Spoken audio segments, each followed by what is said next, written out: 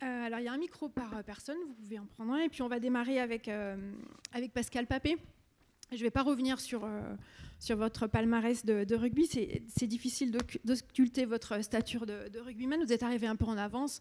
On a discuté un petit peu dans la salle en grignotant avant le repas. C'est impressionnant le nombre de personnes, y compris au conseil départemental, du coup, qui ont un intérêt pour le rugby et qui jouent au rugby.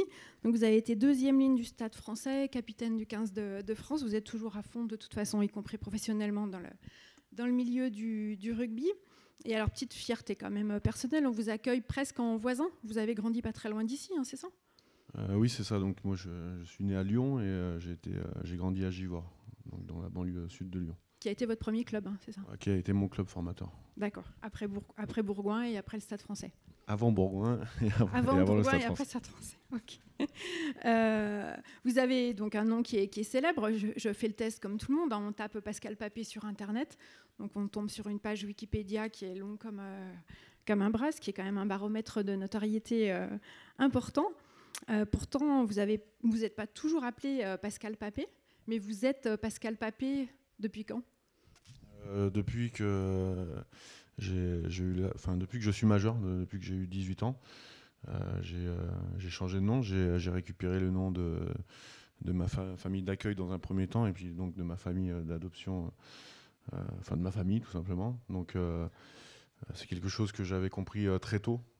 Je pense qu'à 8 ou 9 ans, je savais que quand j'allais être un grand, je pourrais avoir le même nom que mes sœurs. Et moi, c'était ce qui m'importait le plus en fait. Parce que du coup, vous avez été placé dans la famille d'accueil très tôt, à quelques points, je crois, c'est ça ? À 7 mois, ouais, je suis arrivé dans cette famille à l'âge de 7 mois. Donc Françoise et Jean-Paul Papé, c'est ça ? Ouais, Jean-Pierre. Jean-Pierre, décidément. Jean-Paul, c'est... Je vais essayer de faire une erreur. Jean-Paul Pape, c'est... Ouais. C'est quelqu'un d'autre. D'accord. Je vais essayer de continuer à faire une erreur par question, je devrais y arriver. Il y en a eu qu'une de famille d'accueil, ce qui n'est pas le cas dans tous les placements. Pour vous, ça a été immédiatement et définitivement votre famille à vous ?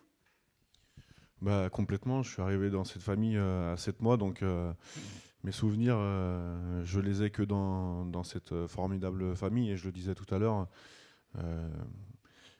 et j'aime le dire, c'est-à-dire que moi j'ai eu de la chance d'arriver très tôt dans une famille formidable, et voilà, pour moi ça a été naturel en fait.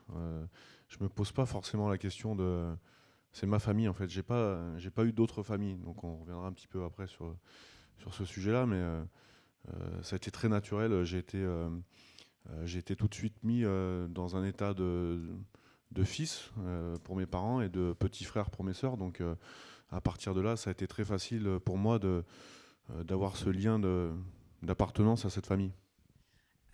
Le fait que vous soyez placé, donc, vous avez été retiré à votre mère, à la femme du coup qui vous a donné naissance très très tôt. Pour le coup, c'était une question de survie pour vous ?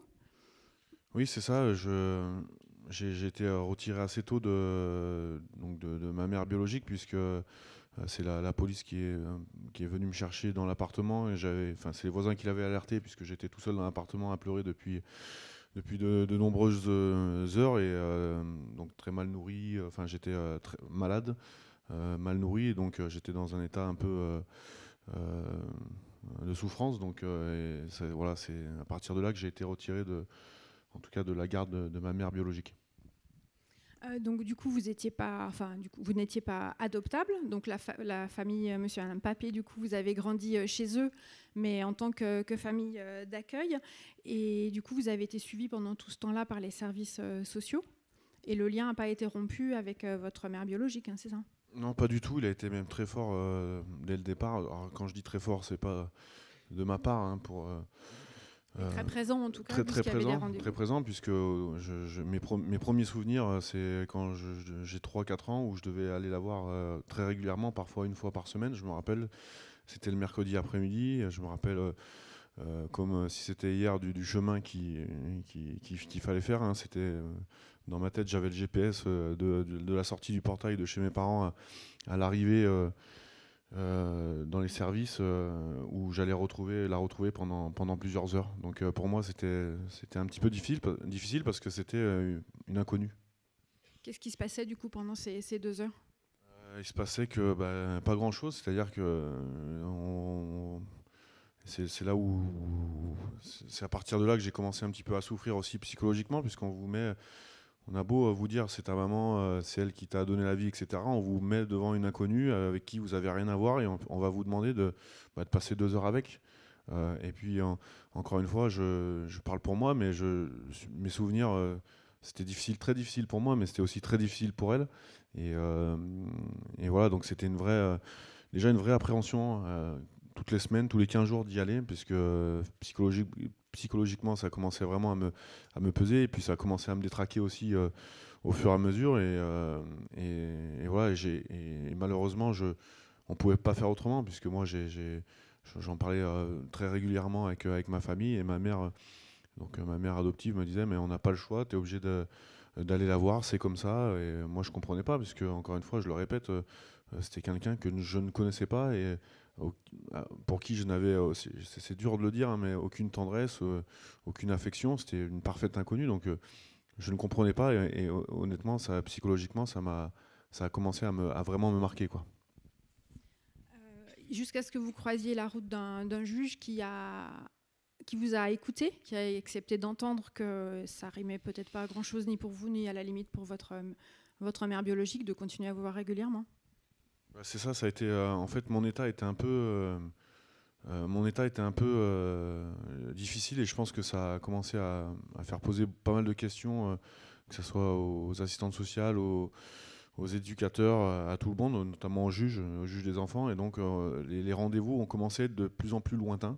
Et puis quand j'ai commencé à être un adolescent un peu rebelle, je leur avais carrément dit non, moi je veux plus y aller, quoi. Je veux plus y aller. Et puis de toute façon, les derniers temps, quand j'y allais, je parlais plus.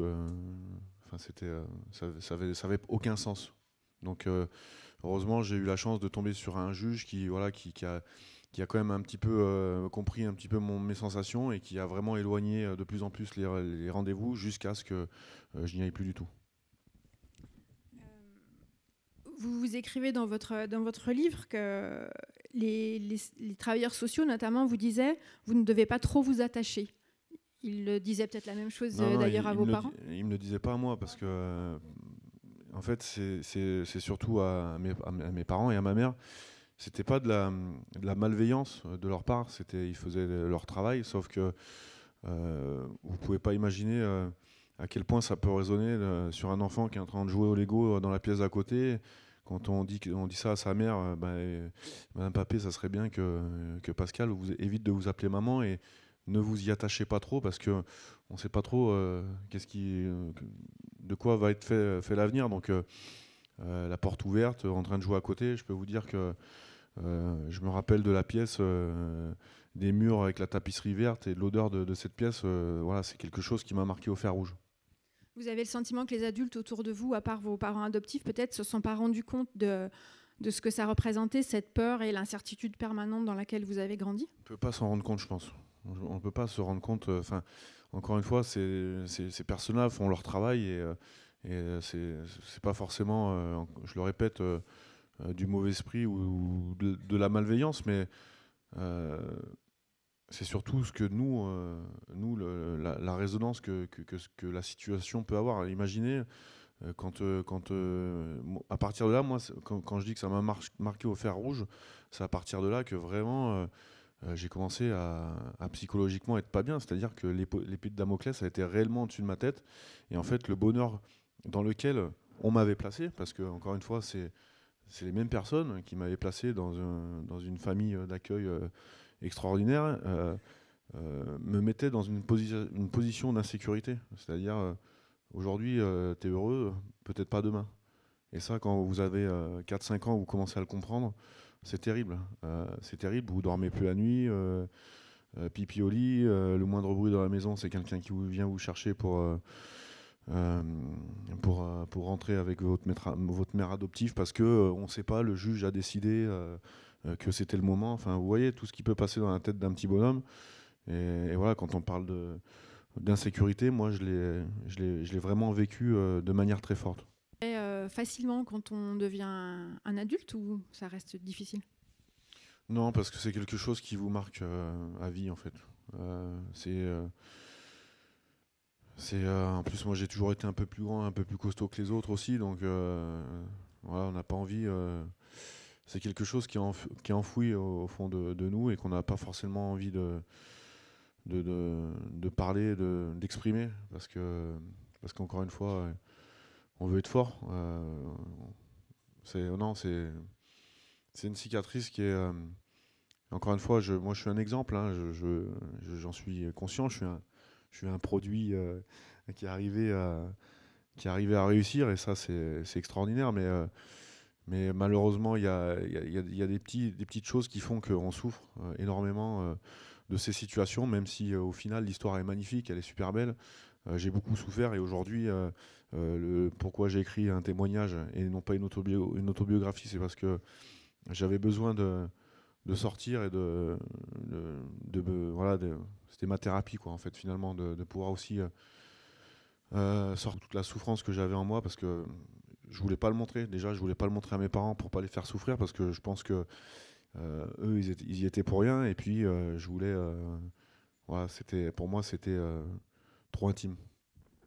À 18 ans, du coup, ça c'était votre choix, donc vous avez pu être adopté officiellement.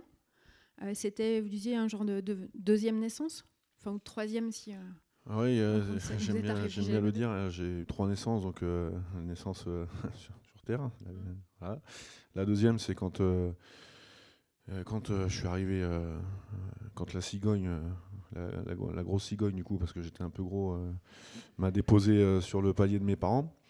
Et puis la troisième, quand j'ai enfin pu avoir le nom que j'ai aujourd'hui, qui était le même nom que mes parents et que mes sœurs. Donc ça a été vraiment, je le disais tout à l'heure à monsieur le juge, la plus belle, un des plus beaux jours de ma vie. Voilà.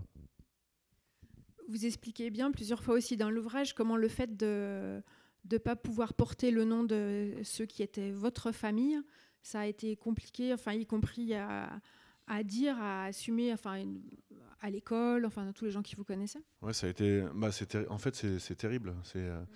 C'est couillon à dire, mais c'est hyper difficile. Moi, la plus petite de mes aînés a 3 ans de plus que moi, et donc on a été en colonie ensemble, on a été à l'école ensemble, et en fait, on n'avait pas le même nom. Donc, elle comme moi, on a fait des histoires pas possibles, qui tenaient pas debout pour faire croire des choses aux copains et aux copines qui étaient incroyables, mais finalement, on avait tellement envie de leur dire qu'on était frères et sœurs que ça passait, que juste de le communiquer, de l'argumenter, en fait, ils buvaient nos paroles, ils disaient ah putain ouais, en fait, l'histoire elle tient debout en fait. Donc voilà, ça a été ça un peu toute ma jeunesse, mais c'est dur parce que je vais pas dire le vilain petit canard, mais pas loin. Vous êtes dans une famille, vous n'avez pas le même nom, tout de suite ça vous met dans. Enfin, moi j'ai su très tôt que j'étais pas comme les autres enfants, juste par le nom. Déjà la différence de nom avec ma famille, j'ai compris que j'étais pas comme les autres petits enfants de la classe. Vous avez 3 grandes sœurs, hein, c'est ça? Ah, c'est ça, ouais.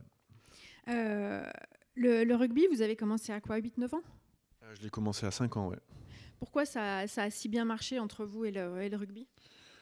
Parce que, en fait, comme je l'ai écrit dans mon livre, le rugby, en fait, ça a été un ballon d'oxygène, et c'était le mercredi après-midi. Et en fait, là-bas, j'étais Pascal. Voilà, j'étais pas Pascal. J'étais pas le Pascal d'anciennement de la DAS, ou Pascal de ma famille d'accueil. Enfin, j'étais un petit gars comme les autres, et j'étais un joueur de l'équipe aussi important que les autres. Et en fait, cet état d'esprit, et puis cet esprit de camaraderie qu'on peut retrouver dans le rugby, et puis toutes ces valeurs, hein, parce qu'on le dit bien, le rugby, c'est l'école de la vie. Ouais, je m'y suis retrouvé tout de suite, vraiment, et ça a été vraiment un ballon d'oxygène, puisque tous les mardis soirs, je souffrais beaucoup d'insomnie régulièrement, et tous les mardis soirs, je m'endormais. C'était le soir où je m'endormais le mieux, parce que je savais que le lendemain, j'allais retrouver les copains, et je m'endormais en faisant en fait des rêves de l'entraînement du lendemain ou du week-end passé avec les copains sur des tournois de rugby, etc. Et ça m'apaisait en fait. Et voilà, c'était, on va dire, mon bien-être. Vous rêvez encore de rugby aujourd'hui? Ouais, bien sûr, évidemment. Vous parlez de cet ouvrage, vous vous êtes appliqué pendant 30 ans pratiquement à rien dire, enfin à cacher cette histoire-là. Et puis le livre est sorti. Vous avez dit que c'était un genre de... Enfin, qu'il y a eu un moment où c'était nécessaire de l'expliquer. Il n'y a pas grand monde qui le savait, hein, c'est ça? Non, personne, à part ma famille, même mes amis, des fois, les plus proches, n'étaient pas au courant, parce qu'encore une fois, c'était pas... Je l'ai toujours caché, en fait. Et je l'ai toujours très bien caché. Donc, ça a été... c'est dur de cacher les choses, c'est-à-dire que de jamais pouvoir s'exprimer, de jamais pouvoir discuter, parler de ses sentiments, parler de son mal-être incessant, c'est compliqué de toujours garder tout ça et un jour on explose, quoi. Et puis l'autre chose, c'est que j'ai fait du coup un métier qui est le rugby, qui est ma passion, qui est un sport de combat où il y a énormément d'hormones à l'intérieur, où en tout cas les hommes faibles n'ont pas trop leur place dans un sport vraiment voilà, qui demande beaucoup de combat, beaucoup de maîtrise, je pouvais pas. Voilà, moi, on me voyait comme un gladiateur et comme une force de la nature, et je ne pouvais pas avoir de faiblesse en fait. Et en fait, moi, au fur et à mesure, je commençais à comprendre que bah, c'est pas parce on fait 1m96, 120 kilos que à l'intérieur, on peut pas avoir des sentiments, on peut pas avoir des sensations, on peut pas avoir de ressenti. Et au final, on n'est pas des robots. Et au fur et à mesure, je commençais à vraiment ne plus pouvoir garder tout ça. Et jusqu'au jour où j'ai craqué un peu, beaucoup même. Donc, et je me suis dit, maintenant, ça suffit. Faut que je sois fier en fait de mon histoire. Voilà, elle n'est pas comme les autres, mais en tout cas, il faut que faut que je sois fier. Et il faut que je la communique aux personnes, à des gens qui ont besoin aussi peut-être de l'entendre. Parce que au final, comme je le disais tout à l'heure, c'est une belle histoire. Et c'est ça qui est important. Et encore une fois, moi, je suis pas un cas particulier. Je sais qu'il y a énormément de gens qui vivent ou qui ont vécu ma situation. Et je pense que c'est très. Je me suis senti aussi missionné de devoir en parler parce que je sais que je pouvais faire du bien avec cette histoire. Qu'est-ce qui s'est passé du coup depuis la sortie du livre alors en 2016? Ça n'a Bon. pas été le séisme peut-être que... Non, pas du tout. Alors je m'y étais vraiment préparé, hein. Je l'ai mûrement réfléchi. J'avais déjà beaucoup écrit. Comme je le dis souvent, j'ai mis des mots sur mes mots. Et après, voilà, j'ai décidé voilà, de tout raconter. Ça a été très bien accueilli dans mon métier, dans mon sport. Donc, on prouve, enfin, les gens du rugby m'ont prouvé que voilà, c'était pas un cercle fermé. Au contraire, on aimait aussi les belles histoires. Euh, mais au-delà de tout ça, je crois que c'est un livre qui a été déjà, on l'a dit tout à l'heure, très apprécié du grand public. Et surtout, j'ai reçu des milliers de messages de gens de mon espèce qui me disaient on a la même vie quelque part, et de lire ton livre, ça me rappelle beaucoup de choses. Et aujourd'hui, je comprends que en fait, j'ai compris que enfin, on n'est pas tout seul et qu'on a tous des histoires derrière nous voilà, qui font les personnes que nous sommes aujourd'hui.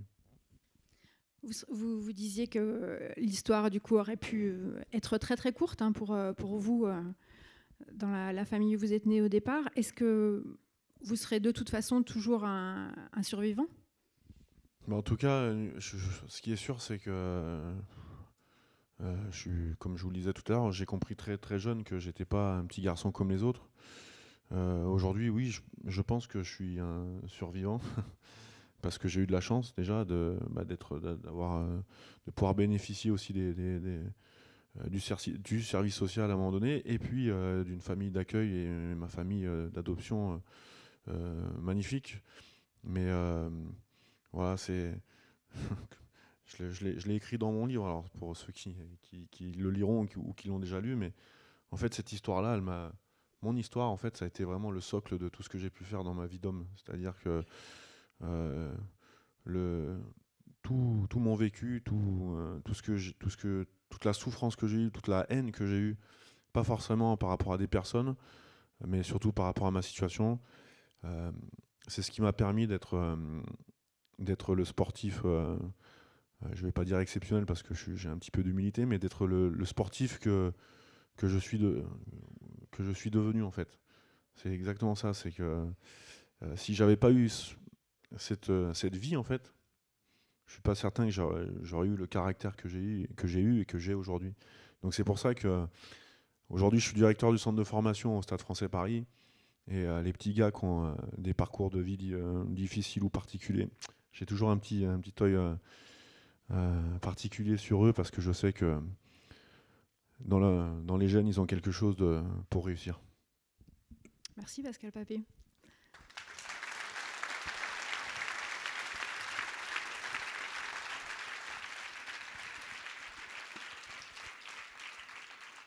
Ce que je vous propose avant qu'on enchaîne sur la table ronde, c'est est-ce qu'il y a dans la salle, il y a des personnes qui ont des questions, des réactions, 2-3 choses à dire courtes, s'il vous plaît.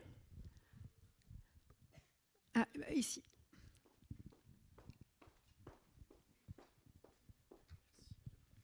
Bonjour. Alors déjà, moi je suis jeune papa adoptant d'une fratrie de 2 enfants qui ont un parcours, on va dire, assez, voire même pas mal similaire, voisin au vôtre. Et durant toute votre présentation, moi, je me suis posé la question dès le début, est-ce que vous avez eu connaissance, est-ce que vous savez la raison ou les raisons qui ont fait que vous n'avez jamais pu être adopté avant votre majorité ? Et est-ce qu'on vous a donné des explications, qui que ce soit, vous permettant d'avoir un espoir jusqu'à l'âge de 18 ans ? Alors oui. Ouais, c'est bon, ça marche. Donc bonjour. Déjà, félicitations. Je crois que je l'ai toujours dit à mes parents. Je crois que toutes les familles qui adoptent sont des gens extraordinaires, et je crois que voilà, c'est déjà merci pour vos enfants, pour tout ce que vous faites. Effectivement, moi je savais que je pouvais pas, j'avais le lien encore avec ma mère et elle voulait l'avoir en fait. Donc malheureusement on pouvait pas faire autrement, et ça on me l'a fait comprendre assez vite. Et c'est ce qui a donné l'obligation en tout cas de pouvoir de donner lieu à ces rendez-vous. C'est-à-dire que ma mère, même si ma mère biologique, même si elle avait pas grand-chose à me dire, elle tenait à continuer à me voir, même sur des courtes séances. Et c'est pour ça que pendant plus de 10 ans, j'ai été obligé d'aller à ces rendez-vous. Voilà. Et pourquoi après on m'a enlevé tout de suite de cette dame parce qu'elle avait des problèmes un petit peu psychiatriques. Donc, mais en tout cas, elle avait toujours le droit, en tout cas, de me voir. Elle avait toujours le droit de la mère. Et c'est pour ça que, effectivement, on n'avait pas d'autre moyen que on ne pouvait pas couper, en tout cas le lien d'un coup comme ça. Et ça, je l'ai compris assez vite. Même si effectivement, mais on en parlera peut-être tout à l'heure, il n'y avait a priori pas de perspective que vous retourniez chez votre mère biologique, mais le lien n'était pas coupé. On peut regrouper sinon les questions. Il y avait d'autres interventions ? Oui, là-bas.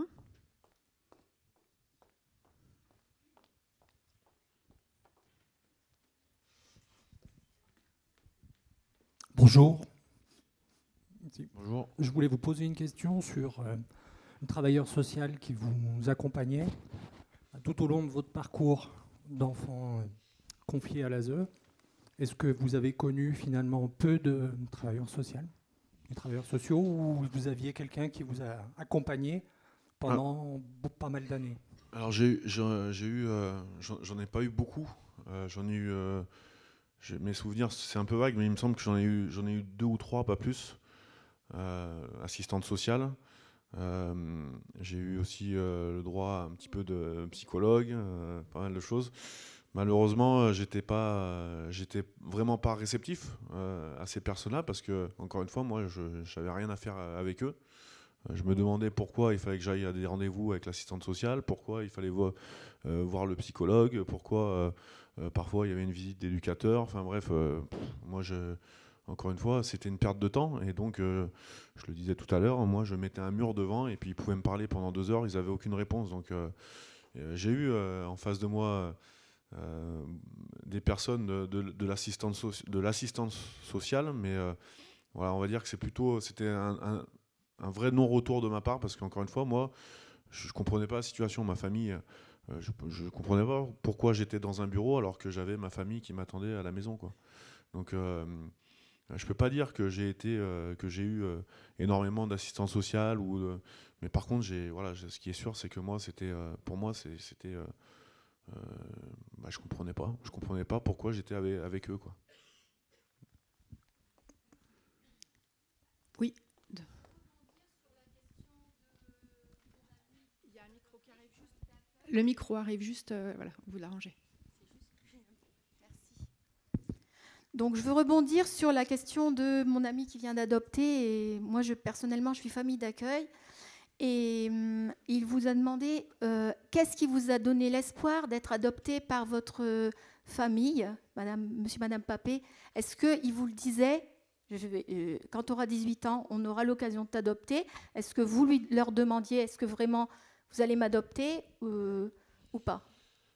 Alors déjà, avant ça, j'étais tellement dans un état psychologiquement de stress et d'alerte que une fois, en pleine nuit, ma mère m'a dit écoute, si un jour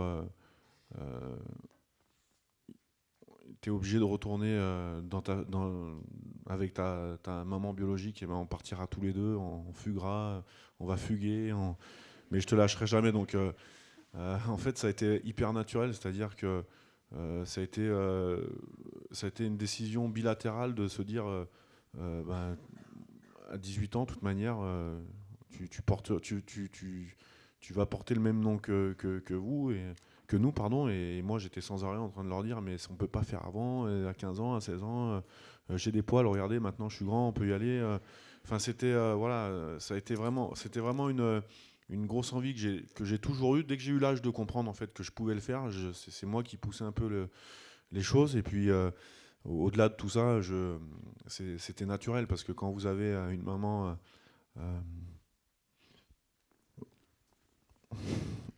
au bord du lit qui vous dit je me souviens très bien aussi de ce passage que vous dites dans votre livre, et puis je crois sur un des témoignages, qui exprime bien le fait, je pense, que de la part de Madame Papé, c'était en fait cet amour inconditionnel et déraisonnable qui était la meilleure preuve qu'au-delà des décisions de justice et tout ça, c'était votre mère et c'était votre famille, quoi. C'est ce que j'allais dire, en fait.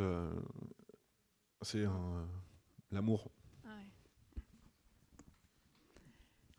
Avant qu'on passe à la table ronde, il y avait une ou autre... Oui. Oui, j'ai 3 petits garçons, donc un grand de 12 ans et des jumeaux de 9 ans. Qui font du rugby ? Qui font du rugby. Ouais. Il y avait une question là-bas, et puis après on passera à la table ronde. Allez-y. Bonjour, je me présente, Bonjour. Je suis Nicolas Castaldi-Bono, juge des enfants donc, du TJ de Bourg-en-Bresse. J'ai écouté avec beaucoup d'attention votre témoignage qui est vraiment très beau et puis qui renvoie aussi votre vécu, à la difficulté que le juge des enfants aussi dans son cabinet à concilier malheureusement parfois des intérêts bien contradictoires du coup avec les exigences légales, avec des parents qui sont là, avec aussi des retours qu'on sait impossibles. La question était la suivante, je voulais savoir quels souvenirs vous avez des audiences chez les juges des enfants avec ces échéances qui reviennent et qui reviennent encore du coup, avec cette préparation, avec les synthèses, avec ce qu'on peut voir aussi parfois, les enfants qui ne sont pas bien quelques jours, quelques semaines avant l'audience. Savoir quels souvenirs vous en gardez de tout ça, du coup. Les audiences chez le juge, les souvenirs que j'ai, elles sont notamment les 2 dernières, elles sont que j'ai en mémoire, hein, elles sont vraiment bonnes, puisque c'est une audience où on me dit oui, effectivement, il n'est pas bien, on va vraiment peut-être commencer à arrêter les entrevues avec sa mère biologique. Et puis la dernière, hein, celle que je disais tout à l'heure, je pense que si j'avais pu sauter sur le bureau, le tirer par la cravate et l'embrasser sur la bouche, le juge, je pense que je l'aurais fait. Sauf que j'avais encore un peu de retenue à cet âge-là. Donc j'en ai pas un mauvais... c'est pas le juge, finalement, les séances avec le juge, c'était pas le plus difficile en fait pour moi. Le plus difficile pour moi, c'était vraiment le quotidien et les rendez-vous hebdomadaires au départ, où il fallait se rendre à chaque fois dans le quartier des États-Unis, dans les bâtiments de l'assistance, voir quelqu'un qu'on n'avait pas envie de voir, qu'on connaissait pas. Et puis ces rendez-vous avec l'assistante sociale. Alors, comment tu vas? Laissez-moi tranquille, je vais super bien, j'ai une super famille. Voilà, c'était ça en fait. C'était on va dire le suivi qui a été délicat en fait. C'est pas forcément les décisions qui ont été prises, parce que vous l'avez très bien dit. Parfois, on peut pas faire comme on veut. Il y a aussi en face des êtres humains avec aussi peut-être beaucoup de problèmes, mais aussi des sentiments, des sensations. Je sais que vous pouvez pas tout, on peut pas tout maîtriser, on peut pas dire oui à tout le monde, on peut pas rendre tout le monde heureux. Moi, c'est vraiment là où j'ai vraiment où ça me pesait, c'était vraiment tout ce qui était suivi, tout ce qui était lourd en fait, qui était chronophage, ces rendez-vous chez le psychologue, chez l'assistante sociale, enfin voilà, c'était ça en fait. C'était finalement pas le reste. Oui, une dernière, monsieur. Attends, on va vous donner le micro, parce que je pense que sinon les gens au fond de la salle auront du mal à entendre. Merci. Allez-y, ça marche. Vous décrivez comme un petit garçon qui a subi plus qu'il n'a compris. C'est-à-dire, on vous emmenait toutes les semaines ou tous les 15 jours voir votre maman biologique. Il y avait donc un accompagnement psychologique. Et qu'est-ce qui faisait justement que ce mur s'est construit? C'est-à-dire, vous dites, finalement, je n'avais rien à leur dire, alors que vous étiez en souffrance de cette situation. Alors, théoriquement, je pense que ça aurait pu être un lieu d'expression. Non, mais justement, c'est ça qui m'a... C'est ça le problème, c'est quand on vous force à parler. Quand on vous force à parler, c'est-à-dire que moi, je voulais pas parler, j'avais rien à dire. Et quand sans arrêt on vous force à parler, on vous apprend à pas parler. Enfin, moi j'ai appris, moi, à me taire, en fait. C'est ça le truc. C'est-à-dire que pour me protéger, pour pas pour pas faire face à... c'est pas très gentil de parler comme ça à ces gens-là, sauf que quand on est petit, on réagit comme ça, on se dit... parce que moi, ce qu'il faut savoir, c'est quand on est petit, ces gens-là, parfois on a l'impression qu'ils ne sont pas du même côté de la barrière que nous. Et c'est ça qui est difficile. Et c'est pour ça que moi, j'ai appris à me taire, j'ai tout gardé pour moi, parce que je n'avais rien à dire. Et malheureusement, j'ai grandi comme ça. C'est-à-dire que j'ai toujours tout gardé après. Et c'est pour ça que je disais, j'ai construit un mur. Et on pouvait balancer toutes les phrases qu'on voulait. J'en sortais pas une. D'ailleurs, mon livre... Je voulais l'appeler Derrière le mur au départ, parce que c'était ce qui me représentait en fait. C'était un mur. Je voulais laisser passer aucun sentiment aux personnes qui m'interrogeaient justement sur mes sentiments. Et comment ta maman, comment tu l'aperçois, et est-ce que ça s'est bien passé, et tout ça. Moi, je ne voulais pas en parler, parce que, encore une fois, pour moi, je ne devais pas être là. Voilà. Ça n'avait pas de sens par rapport à ce que vous viviez. Ouais. Ça n'avait pas de sens. Et puis, encore une fois, quand on vous force à parler sur vous, c'est très dur. C'est très dur. Moi, j'ai grandi comme ça. C'est-à-dire qu'après, en tout cas, ça fait partie de mon éducation de ne pas dire les choses. Aujourd'hui, j'ai encore du mal à dire les choses. Là, aujourd'hui, je vous dis toute mon histoire, parce que ça a été, je l'ai dit tout à l'heure, vraiment une thérapie, mais je prends sur moi évidemment, mais c'est très difficile encore de parler de moi, de mes sentiments, de ce que je pense, de dire à ma compagne que je l'aime et tout ça. C'est encore un peu, c'est encore tabou chez moi, parce que on m'a forcé à dire des choses comme ça parfois. Donc non, j'aime pas cette dame. Point. Ce n'est pas ma maman, celle qui m'attend dans la voiture en bas. Oui, elle, je l'aime. Merci beaucoup. Agnès Gardon-Mollard, sur la fiche, j'ai vu que vous aviez appelé la journée Histoire d'enfants perdus. Ça aurait pu être un enfant perdu, Pascal Papé? Pour moi, oui. Il a eu la chance d'avoir une famille qui l'a accueilli, entouré, au-delà, je dirais même, de ce qui leur a été demandé, clairement, et qui aurait pu tomber dans un autre système. Hein. C'est arrivé parfois. Il y a des enfants qui ont été déplacés au motif que la famille d'accueil les aimait trop. Il faut aussi se souvenir de ça. Le problème de la difficulté d'être famille d'accueil, c'est qu'on ne sait jamais si on aime trop ou pas assez. Après, pour moi, toutes les familles d'accueil ne vont pas devenir la famille des enfants accueillis. Je pense à quelques familles qui ont accueilli 27 enfants. Il est clair qu'ils ne vont pas adopter 27 enfants. Et les 27 ne sont pas dans cette situation-là. Mais ce que je retiens de ce que dit Pascal Papé, c'est vrai qu'on écoute peu ce que dit l'enfant. Par contre, on lui demande beaucoup de s'expliquer et on lui explique des choses qui sont inexplicables. Enfin, je veux dire, si je compare sa situation avec un petit garçon qui a 5 ans, il a 5 ans, c'est son 5e juge en 5 ans. Donc lui, on lui dit qu'il faut aller voir sa mère de naissance. Ben oui, il y va. On dit qu'il n'est pas bien quand il va la voir, qu'il a des manifestations. Et on dit, oui, mais bon, lui, il n'est pas en capacité d'exprimer, il n'a que 5 ans. Ben si, il peut, avec son corps, avec sa tête, mais on n'en tient pas compte.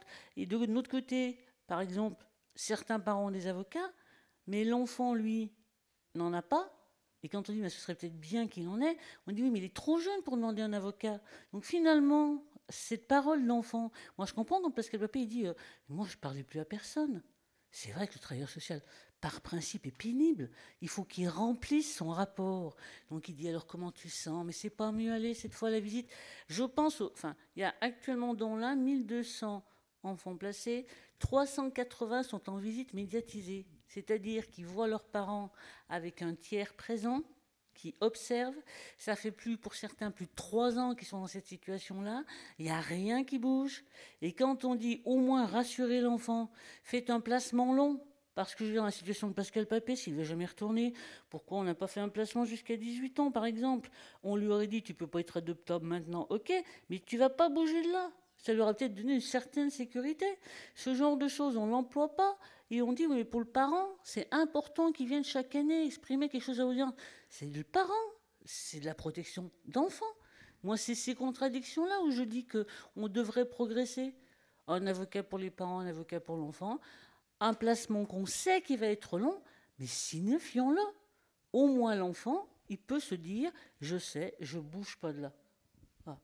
Et pour un enfant, c'est hyper important. Nous, on voit beaucoup d'enfants qui, au moment de l'apprentissage au CP, c'est peut-être pas passé comme ça pour Pascal Papé, mais nous, on en voit un certain nombre qui ne peuvent pas faire leurs apprentissages. L'insécurité de savoir qu'ils vont ou non rester dans le lieu où ils sont en train de vivre. Eh ben, c'est bien, hein. Moi, je vais bien grossir les... Je sais qu'il y a des représentants à ça, le nombre d'enfants qui vont en ITEP, en IME ou en scolarité spécifique. Mais c'est quand même dommage. Pourquoi on ne rassure pas les enfants? Donc oui, il aurait pu être perdu, mais bon, il a eu une super famille. Et puis un super caractère, donc ça a aidé. Justement, la famille, pour Pascal, ce que vous disiez, ça a toujours été votre famille, jusqu'à ce que ça le devienne officiellement aux yeux de la loi à 18 ans. C'est quoi, vous, votre définition de la famille? Moi, la famille, c'est des gens qui vont être là quand personne ne sera là. Mais il faut les trouver. Et c'est vraiment ça qu'il faut chercher. C'est important. Une famille, elle se constitue des gens que vous élevez. Vous vous dites, ceux-là, c'est ma famille. Il y a des gens dans votre famille, d'origine, pas d'origine, mariés, pas mariés, où vous dites, ceux-là, jamais, hein, franchement, mais on se demande d'où c'est qu'ils sortent. Voilà.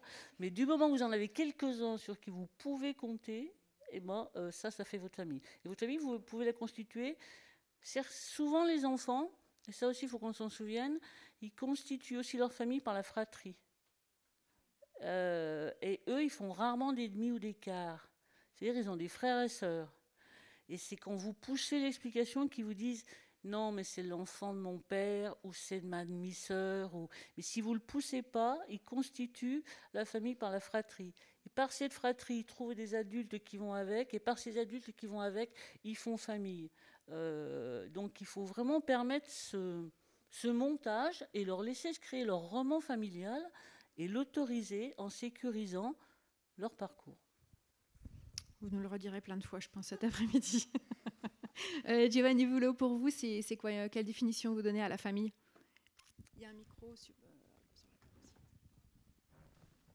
Alors, commencer par... Ça marche, c'est bon, il marche. C'est bon, ça marche. Alors, commencer par parler directement de la famille comme ça, après le témoignage de M. Papet, je trouve que c'est un peu rude. Mais alors, en fait, il faut savoir qu'il n'y a pas véritablement de définition, d'ailleurs, juridique en fait, de la famille. Il y a un droit familial, il y a un droit de la famille, mais il n'y a pas de définition de la famille. Alors moi, je vais vous donner ma définition un peu personnelle. Oui, très bien. Celle qui m'est venue un peu spontanément comme ça, c'est des adultes un peu bienveillants, qui ont une certaine autorité et qui, effectivement, sont là pour assumer une certaine protection et faire en sorte que l'enfant devienne un adulte ensuite construit, puisque c'est des termes qu'on va beaucoup utiliser aujourd'hui. Et ça ne veut pas dire forcément que c'est dans le cas d'une filiation, d'ailleurs. Pour moi, ça peut être un adulte sans filiation qui élève effectivement un enfant. C'est un peu comme ça que je voudrais définir la famille au sens juridique, pas au sens juridique du terme, au sens personnel et humain.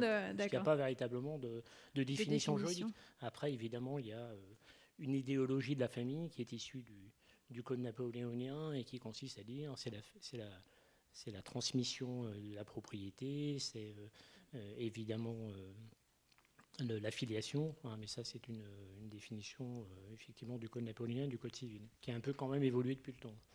D'accord, et qui est effectivement très dépendante de la culture. La définition de la famille en France, c'est pas celle d'autres cultures. Vous avez des compléments sur la définition de la famille? Vous en avez une personnelle à donner?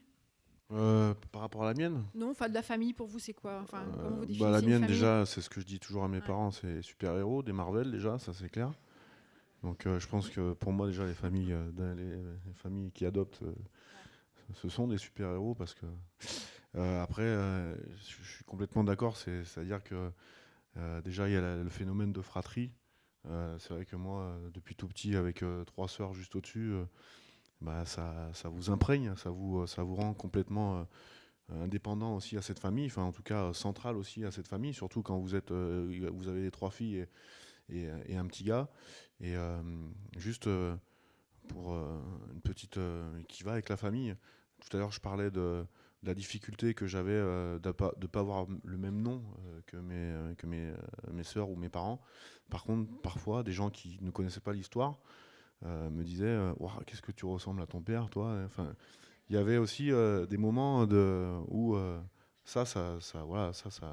on gonfle, la poitrine se gonfle et on est fier. Donc c'est ça la famille, c'est pouvoir ressembler en fait et être tout simplement unis par les liens du sang. En fait, il n'y a pas que les liens du sang en fait. Moi, je crois que je suis bien placé pour le voir. Et le lien le plus fort, c'est celui de l'amour en fait. Nathalie Chapon, vous avez, il nous manque un. Voilà, on va partager le micro.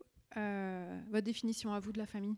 Oui, vous en avez une de personnelle et une professionnelle aussi.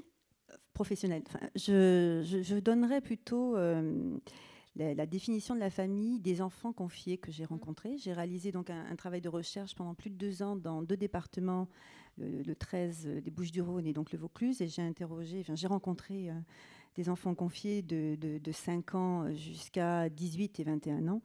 Et on a travaillé sur la notion de qu'est-ce qui fait famille, qu'est-ce que c'est que la famille.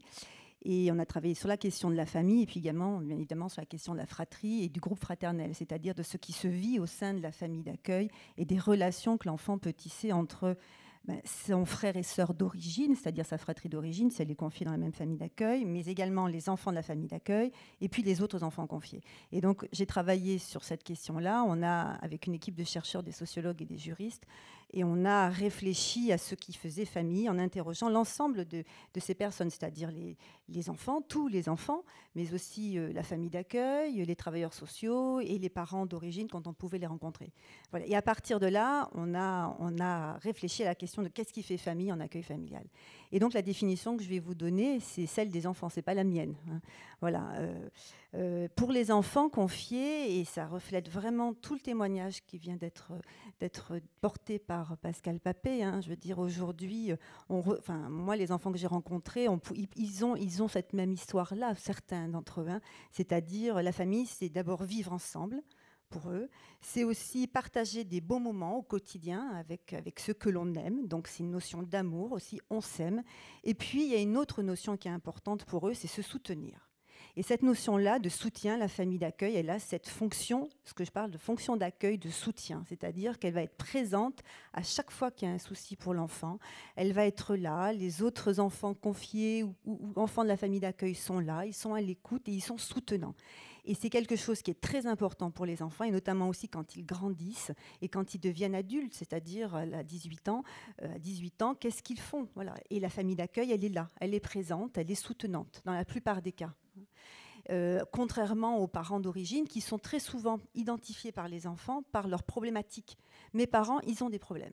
Voilà. Et donc, ce n'est pas vers les parents qu'ils vont se retourner, hein. Ça c'est certain. Ils sont présents dans la famille d'accueil, la famille elle est là, elle les écoute, et c'est vers la famille d'accueil qu'ils se tournent. Ce qu'il faut aussi dire, si vous me permettez, c'est que la quasi-totalité des enfants que j'ai rencontrés expriment des sentiments très forts à l'égard de leur famille d'accueil, vraiment très forts. Voilà, et ça, c'est la famille d'accueil, c'est la structure familiale qui est la plus investie par les enfants. Ce n'est pas leur famille d'origine. Hein. C'est vraiment la famille d'accueil. Et ça s'explique par la qualité de l'accueil, hein, la qualité de l'accueil, et puis ce lien qui se tisse au quotidien. Il y a le lien au quotidien, il a facteur d'amour. Voilà, il se passe quelque chose de fort. Voilà, qui fait qu'il va y avoir, il peut y avoir une relation singulière à un moment donné, et donc qui fait qu'avec cet enfant-là, il va se passer quelque chose de particulier. Alors, est-ce que j'ai le temps de présenter les configurations pour les enfants ? Oui, juste avant, du coup, dans ce que vous expliquez, on peut avoir en même temps deux familles, où la famille d'accueil est l'occulte un peu après. Je peux en parler après. En fait, pour les enfants confiés, un autre élément aussi important par rapport au témoignage, c'est que, notamment sur les parents d'origine, certains enfants confiés que j'ai rencontrés ne connaissent pas un des deux parents. Et pourtant, on veut travailler le lien avec le parent d'origine, alors qu'il y a une méconnaissance, une vraie méconnaissance. Et les enfants nous disent, mais moi, je ne le connais pas ou je ne la connais pas, ma mère. Et donc, elle ne fait pas partie de ma famille. Comment peut-on nommer quelqu'un comme faisant partie de sa famille alors qu'on ne le connaît pas ? Déjà, donc ça, c'est un premier pas. Voilà. Deuxième chose, on les a à partir du discours qu'ils ont tenu, j'ai essayé de comprendre qu'est-ce qu'était la famille pour eux. On avait la définition, mais quelles étaient les différentes configurations familiales. Et en fait, ce dont je me suis rendu compte, c'est qu'il y avait 4 types de familles pour les enfants confiés, 4 configurations familiales. Ils me disent, ma famille, c'est celle où je vis. Voilà, pour la majorité d'entre eux, leur famille, et c'est vraiment ce que dit Pascal Papé, c'est-à-dire, ils ne comprennent même pas pourquoi on va tisser des liens avec un parent d'origine qui vient un petit peu à un moment donné, puis après, avec le lien, avec une déperdition du lien. Voilà. Pour eux, c'est la famille d'origine. La famille d'accueil, pardon. La famille d'accueil, c'est leur famille identitaire, si vous voulez. Il y a une autre partie des enfants qui nous tiennent un discours en disant, je les aime pareil, j'aime autant ma famille d'origine que ma famille d'accueil. Voilà. Et moi, ils me disent, je ne veux pas choisir, c'est pareil pour moi. Voilà. Ma famille d'origine, je vais la voir de temps en temps, et je suis dans ma famille d'accueil. Et là, ils nous tissent en fait une configuration comme on peut le retrouver dans les familles recomposées. C'est-à-dire qu'ils nous disent, moi, je veux rester ici, dans ma famille d'accueil, je suis bien, mais j'aime bien aller voir maman de temps en temps, mais pas trop. Et quand on leur propose, est-ce que tu veux aller voir plus ? Surtout pas. Voilà, là, comme ça, ce que je vis, c'est bien, ça me convient, je ne veux pas plus. Donc, on a un équilibre qui s'est instauré. Troisième configuration familiale, c'est que les parents d'origine. Et ça, ça existe, hein, il y a un certain nombre d'enfants, mais c'est une minorité chez les enfants confiés qu'on a interrogés, hein, qu'on a rencontrés. Et puis, quatrième configuration, et là, c'est beaucoup plus compliqué, c'est les ni-ni, c'est-à-dire ni ma famille d'origine, ni ma famille d'accueil. Et là, c'est une problématique, c'est-à-dire que ce sont des enfants qui vont aller chercher ailleurs une autre configuration familiale. parce que très souvent, il y a eu des ruptures de placement, nombreuses, avec une grande difficulté pour s'ancrer au niveau affectif. Et donc, ce sont des enfants qui se sentent seuls. Alors souvent, ce sont des adolescents. On arrive à une période de l'adolescence et on a multiplié les placements et on ne sait plus trop quoi faire. On place cet enfant dans une dernière famille d'accueil en priant que ça marche. Voilà. Et donc, ces enfants, ils sont là, enfin, ces ados, ils sont là, et on ne sait pas combien de temps ils vont rester. Il n'y a pas d'ancrage, ni de leur côté, ni du côté de la famille d'accueil. Voilà, dans un premier temps. Merci. Ça correspond à Agnès Gardon-Mollard à peu près à ce que vous pouvez voir. Nous, on a fait l'étude inverse, c'est-à-dire sur la parole des anciens enfants placés. Et en fait, il y a ceux qui, effectivement, pouvaient faire le balancier entre leur famille d'origine et leur famille d'accueil. Les deux apportaient quelque chose, dans une certaine forme d'équilibre accepté. Il y avait ceux qui, en fait, leur famille d'origine était tellement absente qu'ils pouvaient parfaitement s'affilier à leur famille d'accueil ou à d'autres personnes, parce que quelque part la famille d'origine n'était que le nom de départ, mais pas une présence réelle. Et puis il y a ceux où il y avait de tels, je dirais, mouvements, rejet, refus, agressivité, que ça a fait ce qui était décrit dans l'étude faite par Lyon 2, des enfants en danger susceptibles de devenir des adultes dangereux. D'où la question toujours présente, c'est-à-dire pour éviter cette catégorie, pour éviter ce qu'on appelle les incasables, pour éviter les désaffiliés, comment on leur offre un ancrage, quel qu'il soit. Moi, j'ai pas de c'est ce que je disais dans mon introduction, j'ai pas d'avis. C'est leur famille d'origine, tant mieux. C'est leur famille d'accueil, tant mieux. C'est d'autres personnes, tant mieux. Le tout, c'est qu'ils aient des gens et une sécurité sur la durée. Franchement, l'échéance d'un an, 365 jours, c'est court. Parce que vous ne pouvez jamais oublier qu'il y a un risque. Enfin, quand j'entends Pascal Papé dire qu'il rêvait au moindre bruit que quelqu'un vienne le chercher, qu'un juge la nuit, j'espère qu'il dorme, un juge la nuit pouvait avoir imaginé qu'on allait venir le chercher. C'est un rythme, ça prend la tête, ça. Hein. À mon avis, il ne doit pas rester beaucoup d'espace pour faire autre chose que de se dire, oh, bon Dieu, qu'est-ce qui va m'arriver demain? C'est juste ça. Le reste, après, ça se solutionne. Giovanni Volo, c'est la date de 1 an, c'est à peu près, enfin c'est dans la loi ou c'est non, ça peut être, les placements peuvent être beaucoup plus longs. Est-ce qu'on peut récupérer le dernier micro puisqu'on éventuellement, oui, merci. Allez-y. Alors, la question de la durée des mesures de placement, voilà. En fait, c'est une question quand même très intéressante parce que c'est une question qui est vraiment au carrefour de tout ce qui se dit aujourd'hui. Et ce que je voudrais dire, moi, c'est quand même que la question de la protection de l'enfance et du placement et du parcours de sécurisation des enfants quand ils sont placés, c'est en permanence en fait un mouvement de balancier quand même. Hein. C'est-à-dire qu'il y a une question de curseur en fait entre la place des parents et puis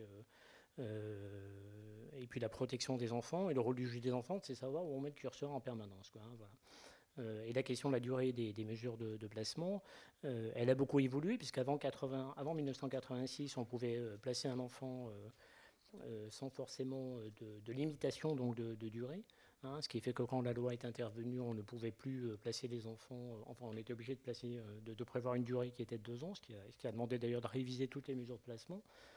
Ensuite, en 86, on ne pouvait pas dépasser les 2 ans hein, au niveau de la durée du placement. Et récemment, il y a encore eu une évolution parce que la loi 2007, elle prévoit que maintenant on peut revenir un petit peu en arrière, c'est-à-dire dans des cas très particuliers. La loi 2007 prévoit qu'on peut placer un enfant sans limitation de durée, avec quand même l'obligation de revoir en audience ces situations quand même tous les 3 ans. Hein, voilà. Alors, il faut quand même dire de manière extrêmement pragmatique que ce n'est jamais appliqué encore. Moi, je ne l'ai jamais fait, je n'ai jamais entendu parler de ça de la part de mes collègues, pour une raison qui est assez simple, c'est que la loi est formulée, ou l'article est formulé de telle façon que c'est pratiquement impossible hein, de procéder à ce type de décision, dans la mesure où, je crois, le texte dit que ça concerne les familles dont les parents ont des difficultés relationnelles, affectives ou psychologiques graves, dans l'état actuel des connaissances en plus. Hein, vous voyez. Donc caractériser ces éléments-là, puisqu'on est quand même juste là pour appliquer la loi aussi, évidemment, hein, c'est juste tout à fait impossible. Hein, voilà.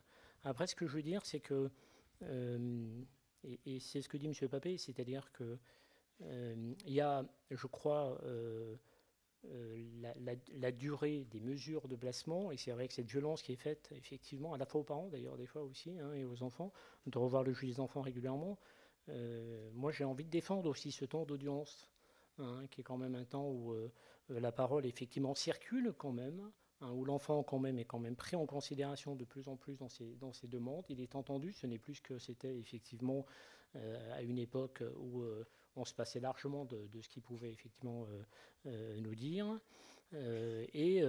Dans la position effectivement d'un juge qui tranche en fait entre parfois deux positions, c'est ce que je disais, ce fameux curseur qu'on déplace tantôt d'un côté ou tantôt effectivement donc de l'autre. Mais je crois que c'est un temps important, en tout cas dans la protection des enfants, et ça permet aussi de prendre des décisions qui sont adaptées.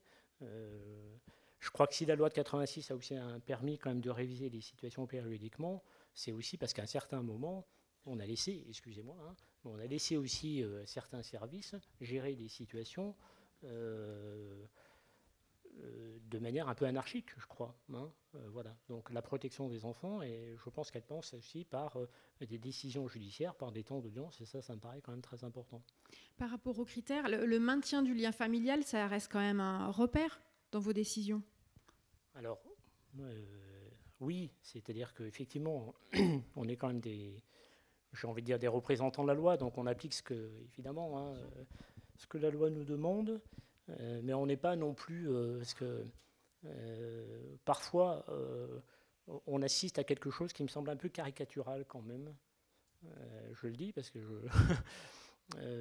où on aurait d'un côté effectivement des professionnels de justice qui seraient trop du côté des parents, et d'autres services qui seraient trop du côté de l'enfant. Alors, c'est pas vrai ni d'un côté ni dans l'autre, d'ailleurs, je crois pas que ce soit vrai. En tout cas, dans ce que je peux voir, c'est pas tout à fait ça. Mais ce qui est certain, c'est que je dirais que le maintien du lien, c'est ce que la loi nous oblige à faire. Donc, on essaye d'appliquer ça au départ. Je dirais que c'est effectivement la nécessité de maintenir des liens, parce qu'il s'agit de restaurer en fait le lien, donc, parce que le premier objectif, c'est quand même le retour de l'enfant dans sa famille. Quand même, voilà. Bon. C'est ce qu'on nous demande de faire. Voilà. Il y a quelque chose qui... C'est ce que justement, par exemple, ce que dit Pascal Papé, qui ne pouvait pas entendre, et qu'objectivement, j'imagine que les travailleurs sociaux qui le suivaient, objectivement, pensaient aussi que ça n'arriverait jamais. Donc il y avait bien... C'est-à-dire que je pense qu'on est dans un grand paradoxe et dans un dilemme et dans une contradiction permanente. C'est-à-dire que je vais vous dire pourquoi je trouve que l'expérience de M. Papé est extrêmement intéressante et puis enrichissante aussi pour un juge des enfants, qui a une certaine pratique comme c'est mon cas et qui peut se réinterroger quand même sur sa pratique aussi après la lecture de ce livre, mais d'autres livres également. Mais je dirais que c'est une contradiction parce que finalement, ce qu'on constate chez M. Papé, pour reprendre votre expérience, monsieur, c'est que ce qui a été, je vous le disais tout à l'heure, un peu votre chance finalement dans ce parcours un peu compliqué, c'est quand même d'avoir été très tôt finalement dans une famille d'accueil et de ne pas avoir changé de famille d'accueil finalement. Voilà. Et ça, c'est quand même compliqué parce que là, on parle de quelque chose où finalement, de manière un peu rétrospective, on peut dire, bah oui, finalement, les choses se sont passées comme ça, il faudrait faire comme ça. Voilà. Sauf que quand l'enfant est petit, et d'ailleurs, on sait bien d'ailleurs que ce sont les enfants qui sont placés très tôt et effectivement dans une même famille d'accueil qui réussissent beaucoup plus facilement finalement à vivre comme des adultes un peu construits, un peu responsables. Ça, on le sait évidemment. Voilà. Mais comment fait-on effectivement, quand l'enfant est tout petit, quand il est encore bébé, d'ailleurs, nourrisson, pour aller défendre une telle idée. C'est totalement impossible, en fait, par rapport au fait qu'on n'a aucune connaissance de comment les parents peuvent évoluer, si vous voulez. Ça, c'est totalement impossible quand l'enfant est petit. On le sait, et ce a que posteriori, je remarque dans le... Comment ? Oui, a posteriori, on peut... c'est-à-dire qu'on fait... Ou sinon, c'est faire des paris fous. Mais les paris fous, ils sont aussi dangereux, parce qu'on voit aussi à l'inverse, totalement à l'inverse, que des enfants ont souffert cruellement de l'absence de leurs parents biologiques à un certain moment, quand le lien a été coupé très tôt. Et il y a des expériences comme ça dans certains pays, puisque notamment les pays britanniques fonctionnent comme ça, les Québécois aussi, où on coupe le lien très vite, notamment dans des situations donc, de parents qui, en effet, ont de telles difficultés qu'on pense qu'un retour ne sera jamais possible. On sait aussi, les évaluations le démontrent, que ce sont des enfants qui sont gravement aussi carencés en tant qu'adultes, si vous voulez. Hein, voilà. Donc c'est la question que vous posez, la question de comment on fait coexister en fait deux familles, hein, une famille naturelle et une famille d'accueil, hein, en même temps pour pouvoir faire en sorte effectivement que les choses peuvent marcher un peu mieux. Nathalie Chapon, cette question de la stabilité dans la situation de l'enfant, pour le coup, elle est centrale. Oui, oui. Nous, on s'est rendu compte qu'en fait, les enfants avaient en moyenne, en tout cas dans les Bouches-du-Rhône et le Vaucluse, 5 mesures de placement, enfin 5 types de placements différents. Donc c'est soit famille d'accueil, soit...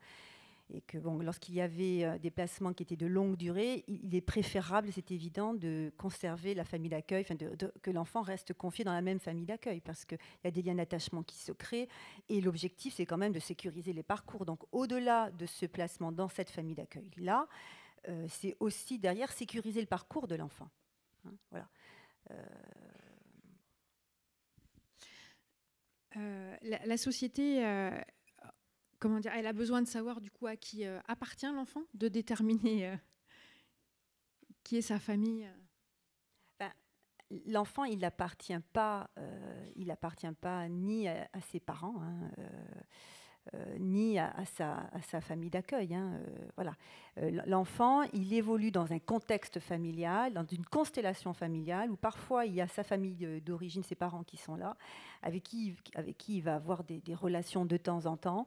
Parfois, il va y avoir une déperdition du lien. Parfois, ce lien va pouvoir se restaurer.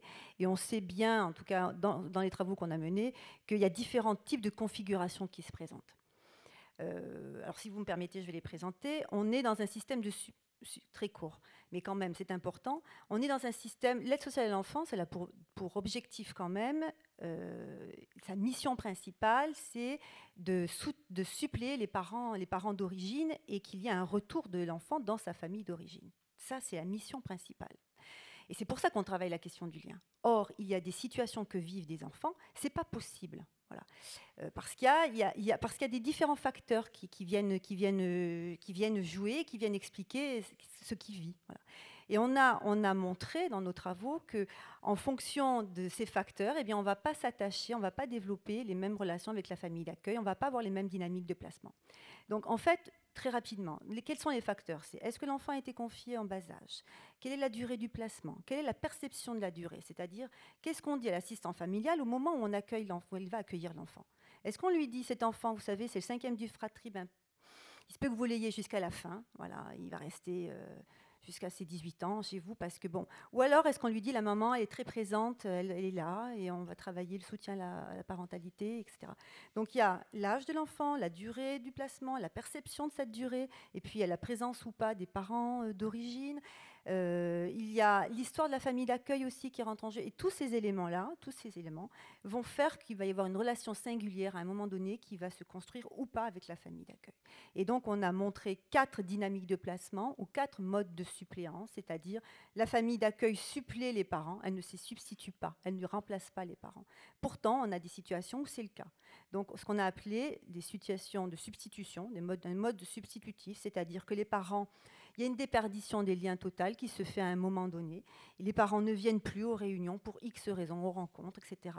Et au fil des années, eh bien, il n'y a plus de rencontres avec l'enfant. Et donc là, on est sur un délaissement. Alors parfois, le juge déclare le délaissement, et donc on glisse sur un autre statut, le statut de pupille, soit c'est pas possible et l'enfant reste en placement PJSE. On a beaucoup de situations où l'enfant reste aussi encore en placement PJSE. Donc on a soit un modèle substitutif, c'est le cas de ce qu'a vécu Pascal Papé, on est vraiment dans ça, une déperdition des liens et à un moment donné, vraiment une volonté forte de s'affilier. Soit on est sur une parentalité partagée, enfin un mode de suppléance partagé, les parents d'origine sont présents avec leurs grandes difficultés, parfois leur opposition, parfois leur collaboration, parce que ça existe aussi, et on cohabite. Voilà. On essaie de trouver un équilibre entre les deux. Parfois, on est sur ce que j'appelle une suppléance soutenante, c'est-à-dire qu'on est sur des placements de courte durée. On le sait d'entrée par le positionnement des parents. Les travailleurs sociaux le savent très bien. Alors après, il peut se passer plein de choses dans la vie, c'est jamais déterminé. Mais quand même, on a des éléments, des facteurs qui fait qu'on sent que le parent est là, il est là, et on sent que ce placement va être de courte durée. Et là, on est sur vraiment la mission principale d'aide sociale à l'enfance, avec des placements qui durent peu de temps, des parents qui sont présents, et la famille d'accueil qui va vraiment être soutenante par rapport aux parents. Et dernière possibilité, c'est le placement ou les modes de suppléance qu'on appelle incertains, c'est-à-dire c'est les fameux nini de tout à l'heure, c'est-à-dire on a plutôt des adolescents et des placements de courte durée, on ne sait pas trop ce qui va se passer. Voilà. Il y a trop de situations, Agnès Garneau-Mollard, où du coup, peut-être le choix qui est fait, c'est un choix tiède, où on essaie de Moi, ménager. ce que je trouve un peu dommage, c'est qu'on est toujours dans c'est ou l'un ou l'autre. Je veux dire... si on prend l'histoire de Pascal Papé, on lui aurait dit tu restes dans ta famille d'accueil, donc de temps en temps tu vas voir la dame que tu supportes plus ou moins, ok, mais ne t'inquiète pas il n'y a pas de question de retour, il y a peut-être d'autres choses dans sa tête qui seraient passées différemment. On oublie de dire aussi que ça arrive, des familles d'accueil parfois choisissent au bout, quand ça fait 5 ans qu'elles élèvent un enfant et que le parent est peu présent, d'envisager une adoption simple, et ça fonctionne, y compris avec un maintien des liens avec les parents d'origine, et ça avant la majorité. On oublie qu'il est fort possible aussi qu'une famille d'accueil ne veuille pas s'engager dans ce chemin-là, ce qui est son droit aussi, et qu'on peut envisager des parrainages, des tiers affectifs, d'autres types de démarches. On a l'impression qu'on est toujours dans le... Pour moi, la loi française, elle est globalement bien faite. On a plein de possibilités qu'on pourrait utiliser. On a quand même, je rappelais que 380 enfants sont en visite médiatisée avec tiers dans le département de l'Ain. Certains, c'est depuis plus de 5 ans. En 5 ans, ils continuent à voir leurs parents 1 heure tous les 2 mois. Et à ces enfants-là, on continue à faire 2 audiences toutes les années pour savoir s'ils vont retourner chez des parents qui voient 6 fois par an, alors qu'on sait tous que ce ne sera pas possible. À quel moment leur donner une sécurité ? Moi, je ne discute pas de comment... Je pense que tout le monde essaye de faire bien, ce n'est pas le souci. Mais il y a quand même, je rappelais que les situations dont on parle, les plus extrêmes, c'est 10, 15 dans une année. Mais ces 10 ou ces 15-là, pourquoi on n'est pas un poil plus inventif, un poil plus large dans nos perspectives et un poil plus collaborant pour qu'ils aient une sécurité affective au plus tôt ? C'est un peu ça, moi, qui m'étonne. Moi, je ne suis pas dans le... Pourquoi ça doit tout être ci, ça doit être ça. Ce n'est pas mon propos, surtout pas. Mais... ouvrons, utilisons toutes les possibilités législatives. Après, on a tous nos faiblesses. Je rappelle mon petit bonhomme de 5 ans, quand il a son 5e juge en 5 ans, ça va être difficile qu'il ait une lecture dans la continuité. Mais il n'empêche que lui, c'est sa vie. Et en attendant, lui, il n'est pas sécurisé. Mais au-delà de ces détails, franchement, essayons plutôt de faire du « j'ajoute » plutôt que de « ça peut être » que les liens avec les parents, donc on ne peut pas dire l'enfant va être placé truc. Et pour moi, c'est pas une question de balancier. Je peux continuer dans le sens de la discussion. C'est vrai que le droit, dans le droit, la filiation d'origine prime. Voilà. Il n'y a pas de reconnaissance des liens électifs, de l'affiliation. C'est l'affiliation d'origine ou l'affiliation adoptive. Les filiations électives, comme Pascal Papé a vécu avant 18 ans avec sa famille d'accueil, c'est absolument pas reconnu. Par contre, ça va être reconnu par une adoption simple ou une adoption plénière. Là, il y a une reconnaissance des liens.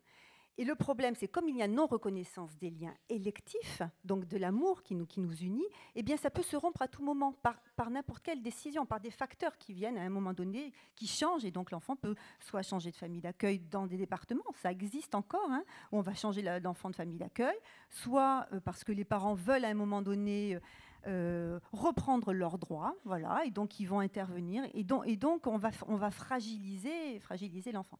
Il y a le droit, avec le droit actuellement et la loi de 2016, on a la possibilité de répondre à des situations et sécuriser les situations de placement, et notamment la question de l'adoption simple.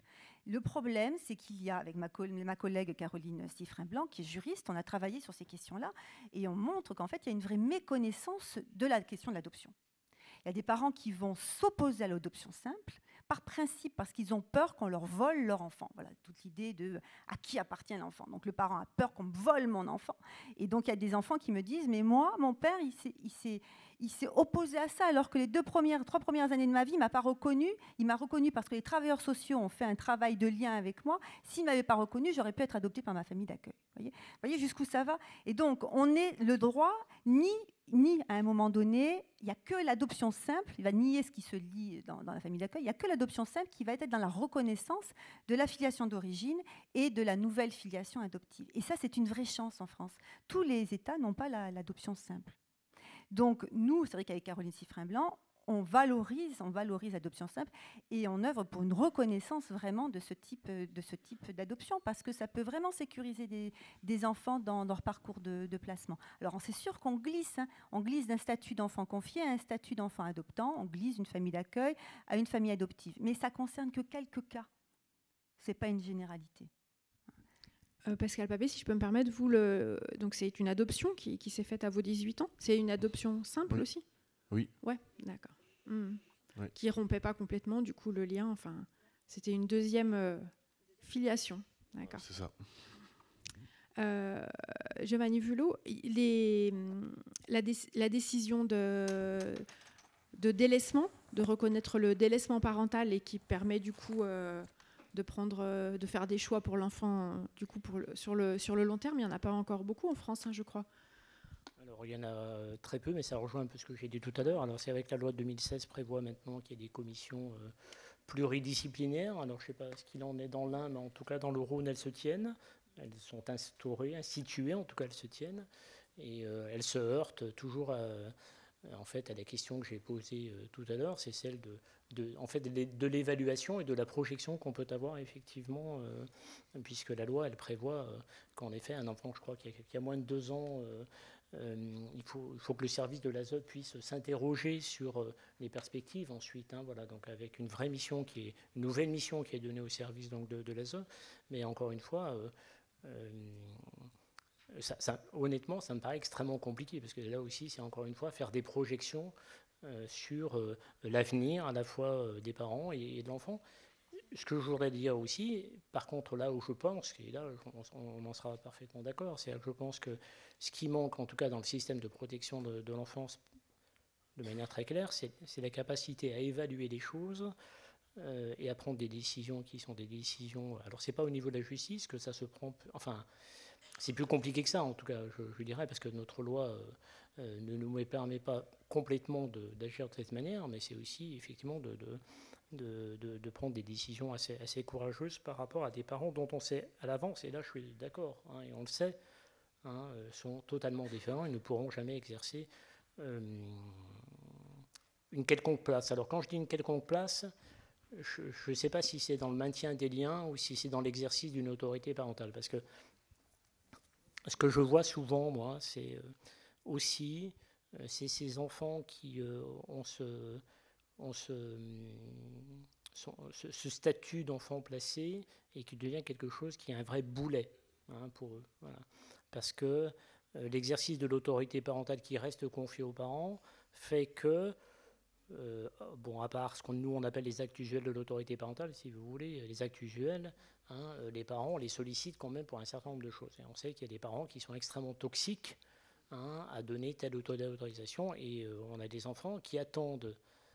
Et ça, ils nous le renvoient très souvent, effectivement, en audience, en disant « mais j'attends, je ne comprends pas pourquoi j'attends, il faut que je demande des autorisations pour tout ». Donc c'est le carcan administratif qui devient effectivement tellement lourd à porter. Alors je crois que la question en fait, que vous posez, c'est aussi la question de l'autorité parentale. En fait, comment aussi on peut... Enfin, c'est une question que je me pose, mais je ne défends pas l'idée qu'il faille enlever l'autorité parentale aux parents. C'est pas ce que je veux dire. Je me pose toujours la question de laisser cette autorité parentale, effectivement, à des parents dont on sait qu'ils sont totalement dans l'impossibilité d'exercer une autorité parentale. Alors, ce n'est pas évidemment la majorité des cas, il ne faut pas exagérer tout de même, mais peut-être qu'on est un peu frileux. Et la question de l'exercice de l'autorité parentale, c'est pas aussi... ça ne peut pas avoir tout à fait comme conséquence de supprimer des liens avec les parents. C'est autre chose. Voilà. Mais c'est rendre quand on parle de sécuriser le parcours d'enfant, c'est aussi lui simplifier aussi la vie. Du coup, effectivement, ça fait écho à l'exercice de l'autorité parentale. Comment les uns les autres, du coup, on peut arriver à sécuriser le parcours affectif et donner un avenir aux enfants au-delà des mesures que vous prenez, qui sont possibles? Comment on sécurise, du coup, affectivement les enfants alors? Vaste question. Moi, je ne sais pas répondre pour les enfants. Pardon? Je ne sais pas répondre pour les enfants. Je sais répondre pour cet enfant-là, pour cet autre enfant-là ou cet autre enfant-là. C'est vraiment une étude de la situation partagée par plusieurs professionnels, étudiée, pour faire adapter le statut, voir sur le plan personnel déjà quels sont ses liens et lesquels sont sécures. Et si on envisage de lui donner une autre référence familiale, quel lien de son histoire précédente il est important qu'il conserve. Et donc moi, je sais faire ça que pour un enfant particulier. Je suis incapable de vous dire pour les enfants, pour sécuriser les parcours, il faut faire ça. Je peux vous dire... pour les 3 petits qui sont partis dans un autre département, qui sont frères et sœurs et qui sont partis ensemble, alors qu'ils étaient placés en famille d'accueil séparée au motif qu'ils se battaient, je peux vous dire que pour ces 3-là qui sont maintenant dans une famille, ils sont d'abord partis en tir affectif et maintenant ils sont adoptés, pour eux, je peux vous dire que c'était ça qu'il leur fallait et d'être ensemble. Parce que c'était vraiment très important. Pour un autre, je peux vous dire que d'avoir un parrain et une marraine, alors il est par ailleurs en famille d'accueil, parce qu'il a une maman qui voit, mais qui est tellement malade psychiquement qu'elle arrive à lui demander de l'aimer, mais elle n'arrive pas à lui montrer qu'elle l'aime. Donc il a aussi besoin de gens sur lesquels il pourra s'appuyer sur du long terme. C'est ça qu'il lui faut. Pour un autre, ce sera, pour une petite fille... qui a la mucoviscidose et qui est devenue adoptable, entendre sa famille d'accueil, parce que dans ce cas-là, c'est sa famille d'accueil, lui dire « mais tu es notre fille, donc tu vas pouvoir porter le nom ». Ça a été, elle m'a dit, c'est le plus beau jour de ma vie, je vais enfin pouvoir les appeler papa et maman. Pour elle, c'est ça. Pour moi, c'est chaque histoire et chaque forme de réponse en fonction de toutes les possibilités législatives. Donc je ne sais pas faire pour les enfants en soi, je sais faire que pour des enfants particuliers. Remarquez, c'est aussi ce qu'on vous demande, du coup, donc... Effectivement, c'est le boulot de l'ASE. La loi de 2016, si j'ai bien compris, le cap qu'elle s'était donné, c'était justement de permettre qu'il y ait plus de stabilité de la part, notamment dans les mesures, de la part des institutions. Vous pensez, Monsieur Voulot, que effectivement l'arsenal de cette nouvelle loi, elle va permettre de pallier certaines des difficultés qu'on a vues? J'y crois pas du tout. Ah, voilà. Donc. Honnêtement, j'y crois pas beaucoup, parce que je pense que d'abord la réforme aurait pu aller encore plus loin, d'une part, et puis d'autre part, ce que je lui dis depuis le départ, c'est-à-dire qu'on est dans un vrai paradoxe, ce qui concerne effectivement la protection d'enfance, parce que l'enfant a vraiment besoin qu'on lui donne un statut dès le départ, dès qu'il est petit, et qu'on le maintienne effectivement sur un lieu d'accueil qui soit suffisamment pérenne. Et encore une fois, alors c'est beau dans les discours, mais je trouve que après, dans ce que nous on peut voir effectivement, c'est quand même nettement plus compliqué. Quand je dis que la loi n'est pas allée assez loin, c'est que je pense aussi, alors je le dis vraiment de manière très, très bienveillante, mais je crois aussi qu'il peut y avoir des dysfonctionnements dans la justice, évidemment, mais il peut y avoir aussi des dysfonctionnements ailleurs. Moi, ce qui peut aussi me marquer aussi dans ce que je peux voir, c'est aussi que il y a... alors c'est intéressant l'échange qu'on peut avoir par rapport à ça, mais il y a la professionnalisation, si vous voulez, par exemple, des assistants familiaux, qui montrent que... et c'est bien, c'est bien, mais du coup, on parle beaucoup d'amour. Vous voyez, là, aujourd'hui, on parle beaucoup d'amour et de sentiments, en fait. On parle beaucoup de ça, finalement, dans les mots qui sont échangés. Nous, c'est compliqué en audience de parler de ça, puisqu'on parle d'autres choses, évidemment, et pourtant, c'est extrêmement important, évidemment, pour l'enfant. Mais je trouve, par exemple, que la professionnalisation des assistants familiaux fait qu'on a ça amène des limites aussi. Je suis aussi, par exemple, moi, étonné de voir que un moment quand une famille d'accueil effectivement part en vacances, il faut que l'enfant soit accueilli, si vous voulez, pendant un certain temps. Vous voyez, il y a des choses effectivement comme ça. Je dirais par ailleurs, alors c'est un peu désordonné hein, les propos que je vous livre là. Quand je dis que la loi de mars 2016 n'est pas allée assez loin, c'est que je trouve par exemple quand cette loi impose au service de l'ASE d'informer le juge des enfants, effectivement, quand il y a un enfant qui doit changer de famille d'accueil. Mais c'est juste une information. Voilà, et ça concerne les... et je trouve que, par exemple, sur cette question-là, c'est pas uniquement peut-être qu'une... Alors d'abord, cette information, elle n'est pas faite, hein, clairement. C'est-à-dire qu'on a, au niveau des juges des enfants, absolument pas du tout l'information selon laquelle l'enfant change de famille d'accueil. Hein. Et je trouve que cette question-là, par exemple, ça peut être une question qui pourrait être discutée, vous voyez, plus facilement en audience, hein, et qui pourrait être tranchée même hein, en audience par un juge des enfants entre plusieurs positions. Parce que là, vous voyez que quand on parle de sécurité du parcours de l'enfant, on sait aussi que parfois, hein, plus que de changement de famille d'accueil, c'est d'accompagnement dont il faut, et encore plus d'accompagnement. Alors, je sais bien que tout le monde fait toujours plus avec des moyens constants, et que c'est toujours un peu le problème de chaque institution, hein, mais c'est aussi cette question-là, et j'ai des pensées un peu contradictoires, parce que je me dis aussi que des fois, il y a des choses qui pourraient se régler de manière un peu déjudiciarisée. C'est ce que je vous disais. C'est-à-dire, je pense qu'il y a des situations familiales qui pourraient se régler. On parle de tiers affectif. Là, par exemple, ça, je trouve que c'est extrêmement intéressant hein, dans la loi 2016, parce que je suis à peu près persuadé que le judiciaire ne peut pas régler tous les problèmes, notamment dans des cas où, franchement, les choses se passent plutôt bien entre les deux familles, hein, et que ça coexiste de manière pertinente pour les enfants. Et à la fois, je trouve que le juge des enfants devrait être encore plus sollicité hein, sur des choses qui concernent la sécurisation du parcours de l'enfant, comme le changement du lieu d'accueil, par exemple. Alors, et je finis juste pour dire que ce que je trouve, moi j'ai des choses, dans ma pratique, je remarque deux choses quand même. La première chose, c'est qu'on n'anticipe pas suffisamment sur les mesures de placement. Hein, c'est-à-dire encore, c'est quelque chose qu'on rappelle parfois et qu'on dit, c'est-à-dire qu'il faut impérativement faire en sorte que quand une décision de séparation doit s'organiser, qu'on puisse l'anticiper. C'est-à-dire qu'on accepte de prendre le temps de préparer les choses suffisamment en amont. Je crois que ce n'est pas suffisamment fait encore, pour des tas et des tas de raisons. Hein, et, voilà. Et ça permettrait de réfléchir un peu aussi au lieu d'accueil hein, qui est choisi. Voilà. Et la deuxième chose que je remarque, c'est qu'on n'utilise pas suffisamment la possibilité de faire des placements tiers ligne de confiance, en fait, qui sont quand même des placements qui fonctionnent bien, en général. Parce que souvent, ces tiers de confiance sont des membres de la famille, en fait, et le recours à la famille est parfois pas suffisamment exploité, en tout cas pas suffisamment utilisé. Hein. Donc je crois qu'il y a peut-être des solutions comme ça, et je trouve aussi que, et je terminerai, excusez-moi, mais je trouve aussi qu'on n'a pas le temps, ou en tout cas, on n'utilise pas suffisamment le recours à des expertises familiales, notamment parce que la capacité à pouvoir évaluer un lien familial, hein, il peut se traiter au travers de recours à des expertises de ce type. Voilà. Et il faut voir qu'aujourd'hui, les experts sont complètement... soit ils refusent, hein, la plupart du temps, des expertises, soit ils sont dans l'incapacité, effectivement, de nous rendre un rapport d'expertise. Et avant des mois et des mois, souvent, c'est comme ça.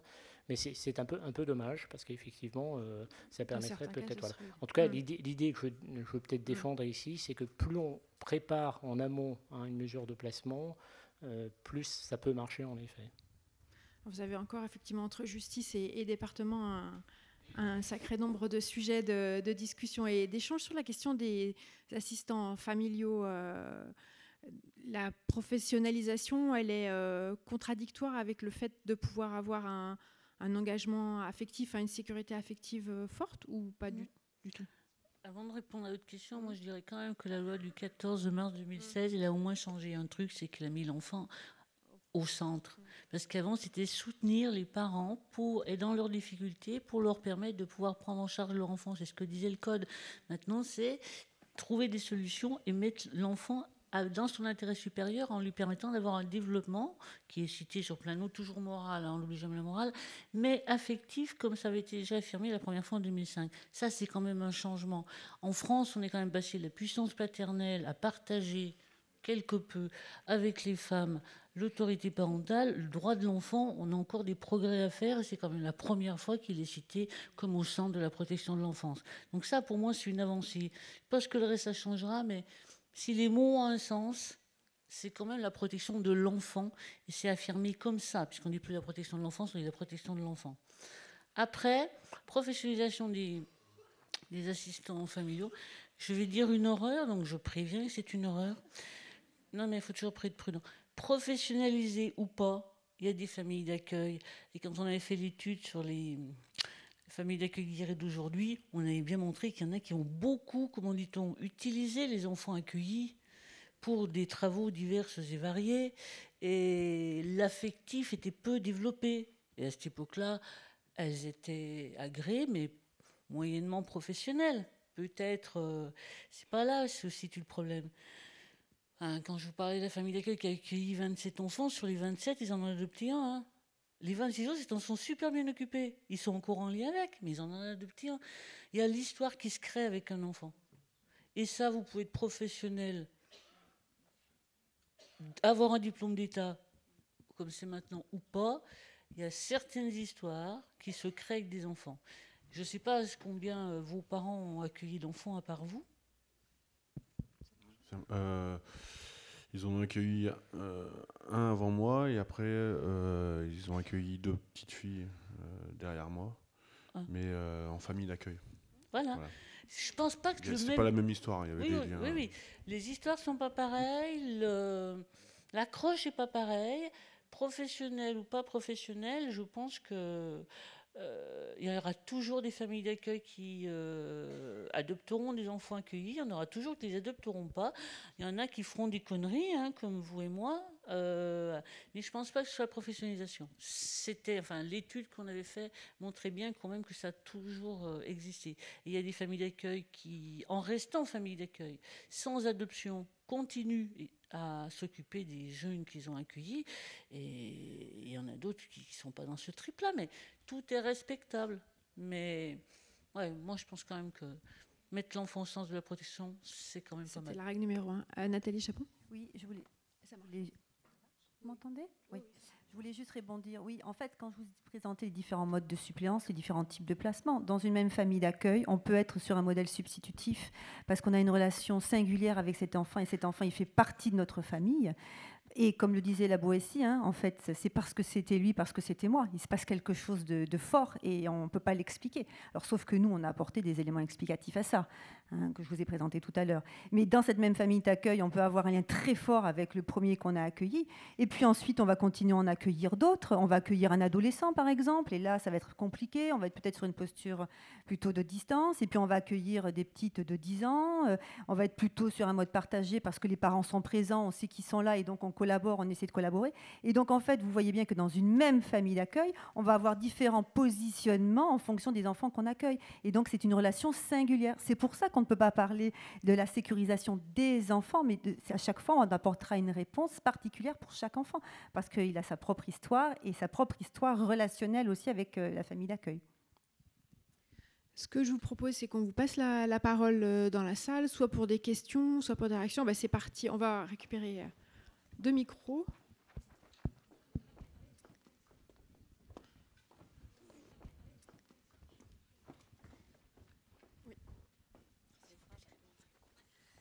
Bonjour, je suis famille d'accueil, au départ famille adoptante.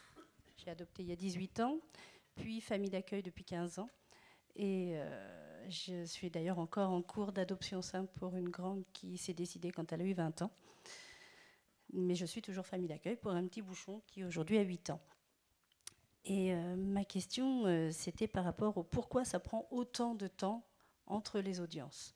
Le cas d'un petit bout qui en est à 5e adjointe, 4e éducatrice, qui fait le mur, comme M. Papé, devant la psychologue. Il ne veut plus lui parler, il ne veut plus discuter avec elle du terme d'adoption, parce qu'elle a commencé à lui tendre une perche il y a 1 an. Puis depuis, plus rien. Donc du coup, il en a parlé avec le juge en cours de route. A priori, il m'a dit qu'il aurait fait un deal avec le juge. Donc il attend de revoir le juge. Imaginez comment ça peut être long pour lui d'attendre 1 an, puisque le juge lui a dit « on se voit dans 12 mois ». Pourquoi on attend autant ? Le temps des institutions et le temps des enfants, alors. Vaste question qui dépasse un peu les protagonistes individuels, on va dire. Oui. Alors, d'abord, c'est vrai que vous faites référence aussi. C'est vrai que la sécurisation du parcours de l'enfant, et moi je suis parfaitement d'accord avec ça, c'est aussi la sécurisation un peu des intervenants qui effectivement l'accompagne au long cours dans son parcours. Et pour l'avoir entendu à maintes reprises, on sait bien que c'est extrêmement violent pour lui de changer d'éducateur en permanence et évidemment de magistrat. Parce que ça aussi, c'est également sa réalité. C'est-à-dire qu'il y a cette réalité qui est complètement instable pour lui, où il ne va jamais savoir à qui il va affaire, ce qu'il va dire, comment ça va être pris et comment effectivement le professionnel en face de lui va effectivement l'entendre. Voilà.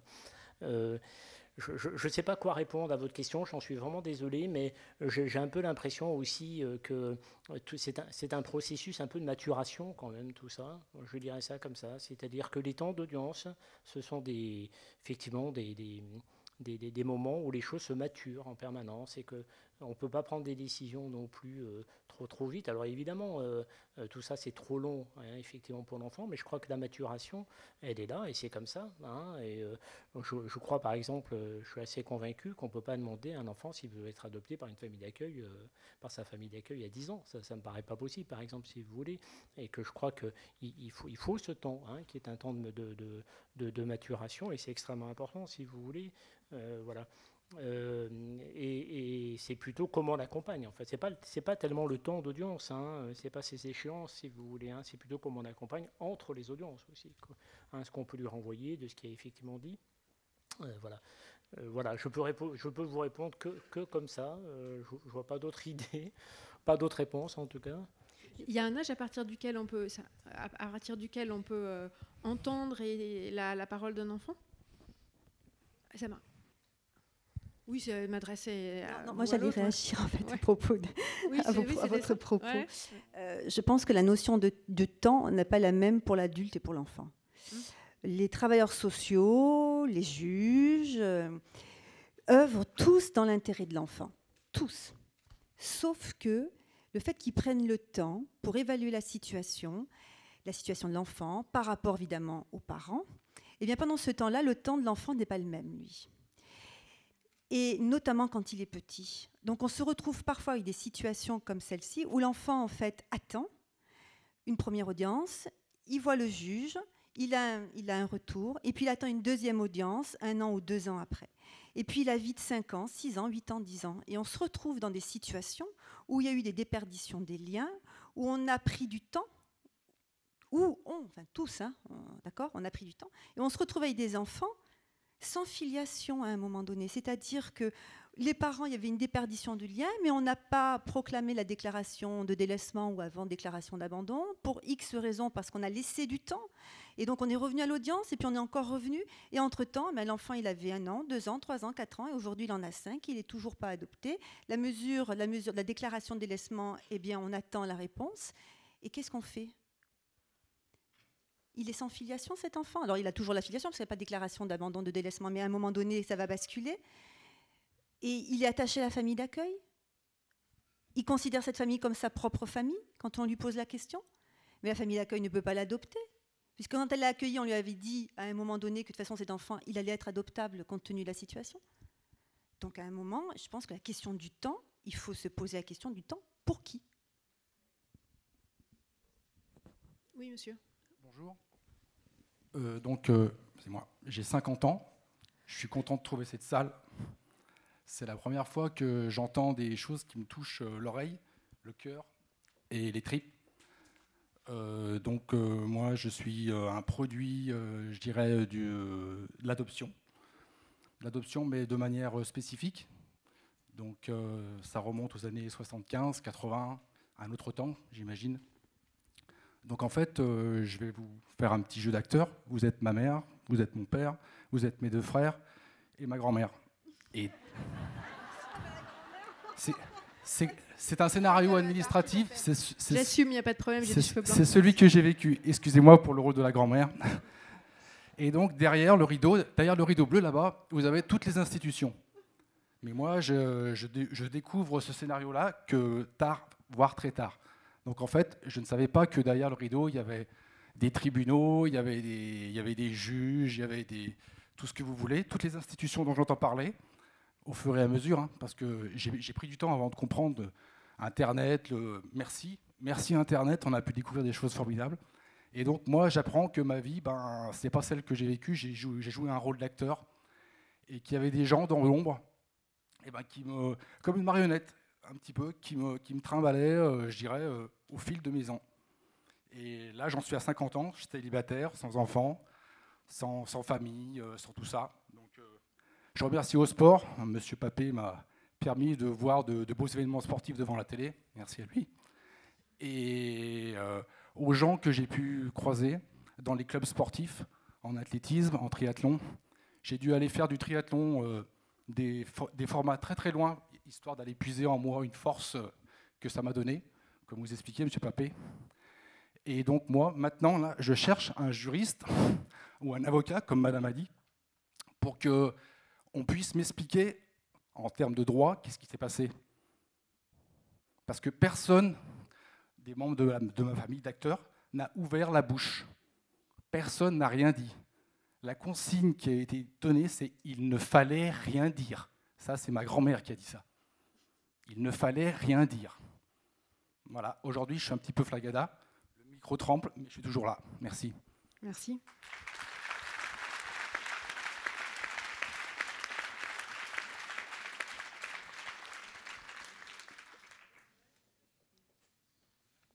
Le fait d'enlever toute maîtrise de leur devenir et de leur histoire aux enfants et après aux jeunes adultes, c'est quelque chose qui a évolué dans le bon sens depuis les années 70 à aujourd'hui. Non, je ne vous oblige pas à répondre sur ce sujet-là, mais si. Le micro est... Voilà. Le micro. Ça a évolué pour partie. Moi, je pense que la parole des enfants, elle n'est pas encore suffisamment entendue. Je pense aussi que la parole des enfants, malheureusement pour eux, quand ils l'expriment de façon physique, avec des pipis au lit, avec des vomissements, avec de la bagarre dans la cour d'école, avec une impossibilité d'apprendre à l'école, on en tient peu compte. Hein, parce que, comme à un moment on pensait que les bébés, on pouvait les piquer dans tous les sens, ils ne souffraient pas, le bébé ne souffrait pas une période de sa vie. Donc on ne faisait pas de l'anesthésie. Là, on pense encore qu'il n'a pas d'avis sur la question du lien ou de ce qu'il a à dire, parce qu'il le manifeste alors qu'il ne peut pas le mettre en mots compte tenu éventuellement de son âge. Moi, je pense que, ouais, on l'entend pour partie, pas encore suffisamment. Et qu'on a encore un vrai boulot là-dessus à faire. Je partage tout à fait cet avis. La dernière recherche qu'on a faite avec Caroline Siffrin-Blanc, il y a tout un chapitre dans l'ouvrage où on explique, en fin de compte, on a tout un travail à faire sur la question de la parole de l'enfant. Et entendre l'enfant. Tous les enfants confiés vous le disent, on ne m'entend pas, on ne m'écoute pas. Voilà. Et quand ils prennent la parole sous forme de témoignage dans le cadre de colloques ou de journées d'études comme celle-ci, eh bien, je peux vous assurer que c'est la première chose qu'ils disent. Pourquoi on n'écoute pas ce que j'ai à dire? Voilà. Pourquoi on n'écoute pas? Mais c'est une vraie question. Pourquoi on n'écoute pas? Je veux dire, l'enfant, et notamment les ados, ils sont obligés de se mettre en danger pour être entendus sur certaines décisions qui sont prises. Enfin, moi, j'ai le cas dans le département sur lequel j'ai travaillé, où en fait, je me suis rendu compte que les ados me l'ont dit, mais j'ai voulu sauter de la voiture, l'assistante familiale me dit, mais il s'est mis en danger, c'était terrible, il voulait sauter de la voiture parce qu'il ne voulait pas aller voir sa mère, l'autre service l'a obligé, etc. Mais pourquoi on oblige ça? Pourquoi on fait ça? On n'entend pas. On n'entend pas la parole de l'enfant. Donc je pense qu'on a un vrai travail à faire. Et en plus, j'ai écrit un article sur cette question-là où j'explique que quand il parle, on remet en question ce qu'il dit. On sait mieux que lui. On sait toujours mieux que lui parce qu'on est adulte. Mais non. Moi, il y a une petite fille, on m'en parlait sur la nomination, papa, maman, etc. Et elle me disait, parce qu'en fait, le travailleur social lui disait, il ne faut pas que tu appelles ton assistante maternelle, assistante familiale maman. Il ne faut pas que tu appelles maman. Et donc l'assistante familiale me disait, elle m'appelle maman. Bien évidemment, elle est là depuis qu'elle est toute petite, elle m'appelle maman. Et donc la petite, elle me disait, mais tu sais, mon éducatrice, elle n'a pas compris que moi j'avais compris. Et oui. Elle a compris qui est sa maman, elle a compris qui est son assistante familiale, mais elle a besoin, elle a l'envie de l'appeler maman, ça pose pas de problème. Mais l'éducatrice ne veut pas l'entendre, ne veut pas entendre. Alors, pour X raisons, si vous voulez, je veux dire, on ne va pas remettre ça en question, mais ce que je remets en question, c'est la parole de l'enfant. Voilà, on ne l'écoute pas assez, à mon avis. On lui explique beaucoup de choses à l'enfant. En plus, on lui demande de bien comprendre et de beaucoup comprendre. Il faut comprendre ta mère, elle est en difficulté. Il faut comprendre ton père, il a ça.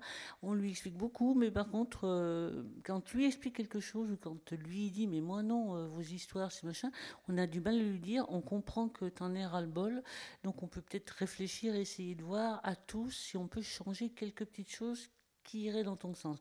Et par contre, on lui explique beaucoup. Je comprends les murs. Normalement, on peut même s'en mettre tout le tour du... des murs, quand on vous a trop expliqué. Juste un dernier point sur ça. Ce dont on s'est rendu compte, c'est que les enfants développaient des capacités très adaptatives en fonction de l'interlocuteur qu'ils avaient. Donc, ils vont dire à certaines personnes ce qu'ils ont envie d'entendre. Et notamment, par exemple, s'ils veulent partir en colonie ou pas. Voilà, ils savent exactement ce qu'il faut dire et ce qu'il ne faut pas dire. Enfin, c'est fort. Je voudrais quand même un petit peu faire un peu un bémol sur ce qu'il vient de dire, parce que je crois que la question, c'est pas tellement aujourd'hui la question de la parole de l'enfant, mais c'est surtout la question de qu'est-ce qu'on fait de la parole de l'enfant, en fait. Parce que il me semble quand même que la parole de l'enfant, elle est recueillie. D'ailleurs, c'est une obligation qui est d'ailleurs imposée au juge à partir du moment où l'enfant demande à être entendu. C'est une obligation. Voilà. C'est sûr que je parle beaucoup de mouvements balanciers aussi, parce que là où je suis d'accord, c'est-à-dire que il y a eu un moment où d'ailleurs on mettait un cadenas dans une image, on voyait un cadenas dans la bouche de l'enfant qui parle pas et qui voilà. Et d'ailleurs un enfant étymologiquement, je crois que c'est un enfant ça veut dire un enfant qui parle pas. Je crois qu'étymologiquement ça veut dire ça, je crois. Voilà. Voilà. Et on n'a pas du tout tenu compte de la parole de l'enfant pendant effectivement un temps certain, jusqu'au moment effectivement on a dit qu'il fallait quand même tenir compte de cette parole-là. Et on en a tenu compte, au point même que parfois il y a eu une évolution, je crois, à un moment un peu extrême qui considère un peu à sacraliser un peu cette parole aussi. Voilà. Et alors vous voyez, c'est aussi, je crois, peut-être l'affaire Outreau, qui a été un peu un naufrage judiciaire, qui fait qu'on est revenu un petit peu en arrière, ou maintenant c'est tout le contraire, c'est-à-dire que maintenant on se méfie de se raconter effectivement un enfant.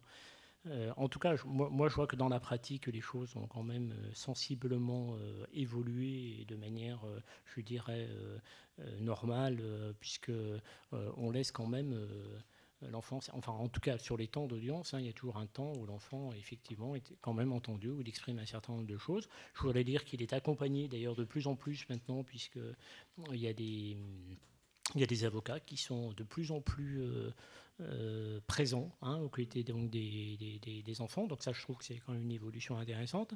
Pour le coup, la loi 2016 prévoit aussi que pour des enfants qui n'ont pas forcément de discernement, d'ailleurs, il y a un administrateur ad hoc qui puisse être présent et qui aussi désigne un avocat. Donc si vous voulez, la parole de l'enfant, je crois qu'elle est quand même beaucoup plus intégrée qu'elle ne l'a jamais été. Après, la question, c'est qu'est-ce qu'on en fait, quoi. C'est pas la question du recueil de la parole de l'enfant, parce que je crois qu'on a dépassé aujourd'hui ce stade-là. C'est plutôt qu'est-ce qu'on en fait, quoi. Comment on l'évalue on tient compte et comment on en tient compte. Parce que honnêtement, je peux vous dire que, alors ça dépasse le cadre du placement, ce que je vais dire, mais on est quand même non pas suspect à chaque fois qu'un enfant parle. C'est pas ça que je veux dire. Mais il faut quand même dire que il y a une telle capacité à manipuler de toute façon ce que peut dire un enfant, notamment dans des cas de conflits parentaux, qu'on se méfie en permanence. Alors ça se retourne contre lui malheureusement, si vous voulez, mais je crois que c'est pas évidemment que la parole de l'enfant qui elle doit être entendue, bien évidemment, et on l'entend en permanence, c'est qu'est-ce qu'on en fait ensuite, quoi, voilà, et comment on l'utilise. Ok. Il y avait d'autres tout au bout. Allez-y. Bonjour, moi j'avais une question. En fait, je suis assistante familiale et je m'adresse à monsieur le magistrat. Je voulais savoir en fait pourquoi les assistants familiaux n'étaient pas tout le temps présents lors des audiences, en fait, parce qu'on vit quand même au quotidien avec les enfants. Je crois qu'avec les éducateurs, c'est nous qui les connaissons le plus par le cœur et par tout le reste. Et souvent, si c'est pas tout le temps, on a l'impression que notre parole, elle compte pas autant, quoi, du moins d'un point de vue de la justice. C'est tout le temps, hein. On est bien d'accord, vous n'avez aucune place aux audiences en assistance éducative. Et là, la question, elle est tranchée. C'est-à-dire que je pense que c'est pas possible. D'abord parce que vous êtes représenté par un service, qui est le service de l'aide sociale à l'enfance, effectivement, qui vient rapporter ce que vous observez, ce que vous pouvez dire, voilà. Et que il y a, je pense, pas de place, effectivement, dans une audience en assistance éducative. Et c'est la loi, hein, qui veut ça aussi.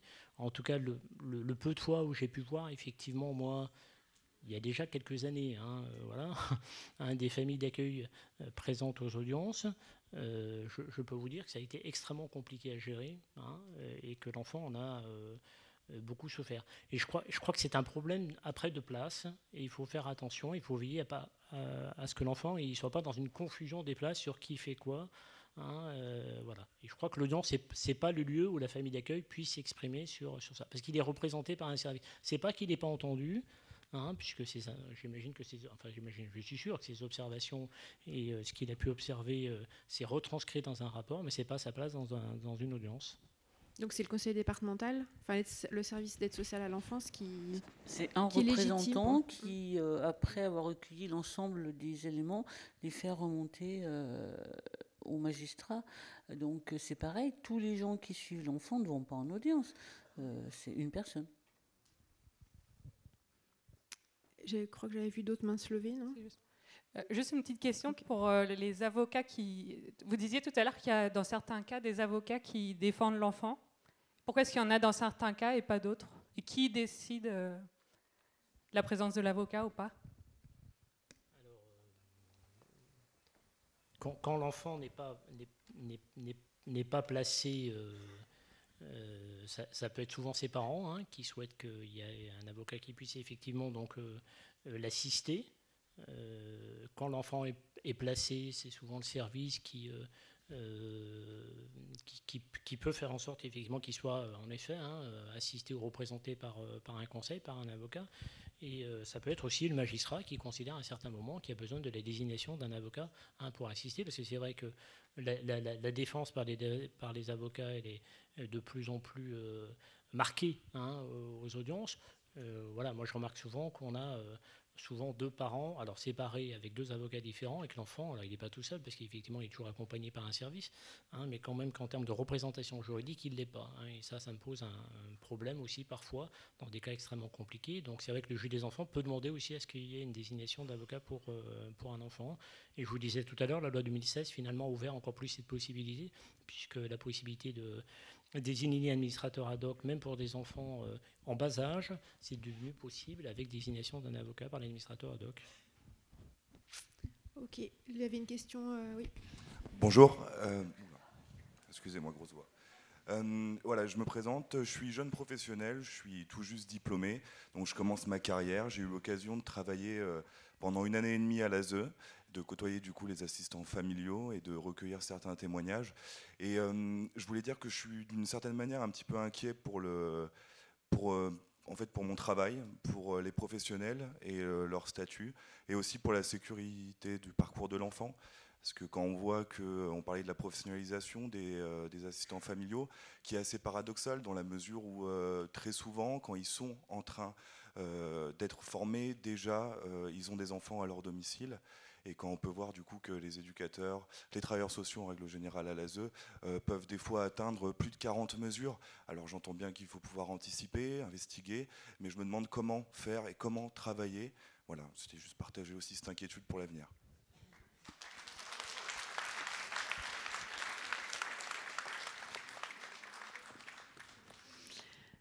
On en revient peut-être aussi à la question des moyens, du coup, qu'on a abordé un peu tout à l'heure. Ce que je vous propose, comme on va arrêter dans pas trop longtemps la table ronde, c'est qu'on groupe un certain nombre de questions. J'ai juste une petite remarque. Oui, alors, pardon, je ne vois pas. Oui, un petit moment, j'en reviens à la remarque du deal qui est passé entre le jeune et le juge des enfants à un moment donné. Ouais. C'était simplement pour dire que peut-être dans l'histoire il y a aussi un absent, puisque le juge des enfants, on est en assistance éducative, donc on est dans l'intérêt de l'enfant, dans l'objectif de travailler le retour de l'enfant à domicile, dans le soutien du parent, et qu'on peut sécuriser avec un juge des enfants peut-être une durée de placement de 6 mois, d'1 an, de 2 ans. On est plutôt très en lien avec le juge des enfants, donc je dirais que c'est des pratiques de travail qui sont assez faciles entre les services de l'aide sociale à l'enfance et les juges des enfants. Pour autant, sur la situation des enfants, il y a souvent d'autres juges qu'il faut mettre en ordre de marche pour aller sur des questions d'adoption, puisque avant de pouvoir être adoptable, il faut travailler sur les statuts. Et pour ce petit garçon, par exemple, mais comme ça peut être pour d'autres, ça peut amener les services sociaux à avoir à travailler sur des démarches qui sont relativement lourdes, des procédures de délaissement pour un parent, des procédures de déclaration judiciaire contre l'autre parent, parce qu'on ne fait pas forcément les mêmes procédures pour les deux parents, et que en tant que service de l'aide sociale à l'enfance, à chaque fois, on a l'impression que c'est des batailles juridiques qui sont relativement longues, qui sont difficiles et qui s'introduisent auprès du tribunal des affaires familiales. Et pour le coup, on a beaucoup moins d'habitude de travail entre les services de la protection de l'enfance et le tribunal des affaires familiales. Et je pense qu'il y aurait vraiment bénéfice pour ces enfants qu'on puisse peut-être essayer de travailler autrement et penser protection de l'enfance, pas que en pensant juge des enfants, mais aussi en pensant tribunal des affaires sociales. Voilà, c'était juste une remarque. Il y avait... Oui, allez-y. Oui, alors, du coup, ça va peut-être aller dans le sens des deux dernières interventions. En tout cas, moi, je suis donc professionnelle de l'aide sociale à l'enfance depuis une dizaine d'années, et je voulais juste dire quand même que moi, à titre personnel, et tous les collègues que j'ai pu rencontrer, je les ai jamais vus travailler dans le sens de forcer un enfant qui veut sauter de la voiture à aller voir ses parents. On communique aussi facilement effectivement avec le juge des enfants pour dire bah là les enfants sont pas prêts, il faut leur laisser du temps, et en principe alors il y a des situations qui peut-être sont exceptionnelles, hein, mais en principe on est suivi et donc on respecte ce temps de l'enfant. De la même façon, on n'a jamais empêché un enfant qui le souhaitait d'appeler sa famille, son assistante familiale maman si c'était bon pour lui. Et aux familles d'accueil, on leur dit tout le temps qu'il faut qu'elles s'attachent, qu'il faut qu'elles les aiment, les enfants qu'elles accueillent. Donc je ne sais pas si tous ces discours que parfois on entend, moi j'ai l'impression que ça sort d'un temps très ancien, mais bon, en tout cas, moi, tous les professionnels collègues que j'ai rencontrés, moi-même, on n'a jamais travaillé dans ce sens-là. Voilà.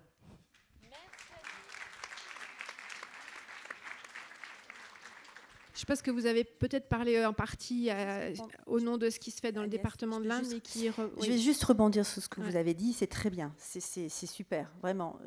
Mais c'est malheureusement aujourd'hui pas le cas dans tous les départements ou dans toutes les structures. Voilà, ça il faut l'entendre aussi. Voilà. Voilà, donc je veux dire, on a des pratiques que vous venez de relayer et vraiment je trouve que c'est super, et voilà. Mais c'est pas partout pareil, malheureusement. Est-ce qu'il y avait une ou deux dernières interventions ou questions? Une personne à micro, ouais, et après vous deux, et après on a... Allez-y. Bonjour, donc moi je travaille en AEMO, et j'avais une remarque, c'est quand on intervient au cœur des familles et qu'à un moment donné, on a au cœur des familles de danger tel qui conduit à un placement pour l'enfant, que le placement est prononcé par exemple pour une durée d'1 an, qu'au bout de quelques mois l'enfant s'apaise, il va mieux, du coup on remet l'enfant dans sa famille, et il se reproduit les mêmes choses qui reconduisent à nouveau à un placement. Je me dis, on est tout le temps dans la reproduction, et comment l'enfant au final peut se construire, quoi. Juste pour rebondir par rapport à ça, c'est vrai que dans l'enquête, on a ce que vous dites, on l'a bien vu, hein, et ce qui pose problème aussi, c'est quand il y a retour de l'enfant, parfois la famille d'accueil qui avait cet enfant ne peut pas le reprendre parce que comme c'est une question de place, mais il n'y a plus de place. Et c'est compliqué. Alors, ce qu'on a montré aussi, c'est qu'en fait, là, il est important, on travaille le retour de l'enfant, mais ce qu'il faut aussi travailler, c'est le soutien à la parentalité d'origine. Alors, là encore, il y a certains départements qui le travaillent, puisque je suis intervenue dans un colloque dernièrement où j'ai dit ça, et tout de suite, il y a quelqu'un qui est intervenu. Mais nous, on le fait. Très bien, je dis, c'est super, vous allez m'expliquer comment vous faites, parce qu'il y a dans d'autres départements, on ne le fait pas. Le soutien à la parentalité d'origine, parce qu'on se rend compte que les problématiques parentales, il y a certains parents qui sont fragiles et donc elles sont toujours présentes. Voilà. Et on se rend compte aussi que lorsque c'est possible, là aussi ça dépend des départements, je ne sais pas comment vous travaillez ici, mais lorsque c'est possible qu'il y ait une relation entre l'assistant familial et la maman d'origine, ou le parent d'origine, notamment, quand je dis une relation, c'est-à-dire qu'on se connaît parce qu'on on s'est vu lors des visites ou parce qu'on a récupéré l'enfant, etc. Et qu'il peut y avoir une relation de confiance entre la maman et l'assistant familial, par exemple, eh bien là, il y a un soutien à la parentalité qui se fait de façon officieuse. Et parfois, en tout cas, c'est arrivé dans les situations sur lesquelles on a travaillé, eh bien, les parents en détresse à un moment donné eh bien, appellent l'assistant familial qui va aider la maman, récupérer l'enfant en dehors du service. Voilà, en dehors du service, l'assistant familial, et moi, elles me disent, mais je n'ai pas pu faire autrement, je ne l'ai pas le laissé, la maman n'était pas bien, ben, je l'ai récupéré pendant le week-end et ensuite ben, je l'ai ramené en me disant mais je ne l'ai pas dit au service parce que je ne sais pas comment ça allait se passer. Et donc tout ça c'est officieux, mais c'est vraiment un soutien à la parentalité qui se met en place. Et je pense que ça, il faut à un moment donné qu'on l'entende, parce que faire retourner, enfin, l'enfant qui retourne dans sa famille d'origine c'est bien, mais il faut qu'il puisse y rester dans de bonnes conditions. Et le soutien à la parentalité d'origine est important. Oui. Bonjour, donc moi je suis cadre de direction à la Maison de l'Enfance, un dispositif du département, et je voulais témoigner de la spécificité de l'accueil des nourrissons, et je crois qu'effectivement tout le monde a envie de bien faire, mais il y a plusieurs choses contre lesquelles on est parfois en difficulté. C'est premièrement une espèce de sacralisation, j'ai envie de dire, mais dans les représentations du lien d'origine, à l'insu des professionnels, des fois. Je crois que ce n'est pas forcément conscient. En tout cas, moi, on le vit comme ça. De la compréhension de la souffrance du nourrisson ou du tout-petit. Et il y a une méconnaissance. Et tous les enfants qui sont placés ne souffrent pas. En tout cas, mais certains souffrent. Et tous les enfants ne souffrent pas du lien avec leurs parents d'origine, mais certains souffrent. Et quand ils souffrent, pour le coup, ils ne parlent pas. Ils vont le montrer dans le corps, ils vont parler avec leur corps. Et cette parole-là, elle est méconnue, en fait. C'est quoi la souffrance du nourrisson? C'est quoi, comment ça se manifeste? En tout cas, voilà, c'est pas évident du coup de porter cette parole. Et je voulais aussi témoigner pour ce que j'ai découvert moi quand j'ai commencé à travailler à la Maison de l'Enfance. C'est ce qui m'a beaucoup surpris, notamment chez les tout petits, c'est comment on a un protocole en fait d'intégration quand ils partent en famille d'accueil. Et un des choses auxquelles on tient, et on essaye de le faire respecter, mais la plupart du temps, tout le monde, c'est l'album photo. Donc on demande un album photo avant que l'enfant parte en famille d'accueil. Moi, j'ai été beaucoup touchée, et encore aujourd'hui, j'ai envie de dire, de voir l'enfant qui s'approprie en très peu de temps, même les tout petits qui vont faire leur sac, qui vont partir à 18 mois, quand ils ont compris qu'ils allaient partir en famille d'accueil, ils la voient une fois. Je me rappelle un petit garçon qui a fait son sac, qui a mis son doudou, qui a mis son album, qui a dit je veux partir de la... Je ne sais pas comment il a dit, c'est fini la poupe. Voilà, c'est troublant parce que, et je me souviens du petit qui a été adopté, il est resté 11 mois à la pouponnière. Moi, j'avais jamais entendu le son de sa voix. Et alors, ça paraît magique quand on dit ça, mais c'est vraiment ce qui s'est passé. Et il a rencontré sa famille adoptante et il a dit maman, franchement, voilà. Je voulais juste témoigner pour ceux qui parlent avec leur corps. Merci beaucoup. On va terminer la première partie sur ces deux témoignages et sur ces deux belles histoires, enfin ces débuts d'histoire en tout cas, pour les enfants dont vous nous parlez. Je vous remercie beaucoup, Pascal Papé et les autres intervenants.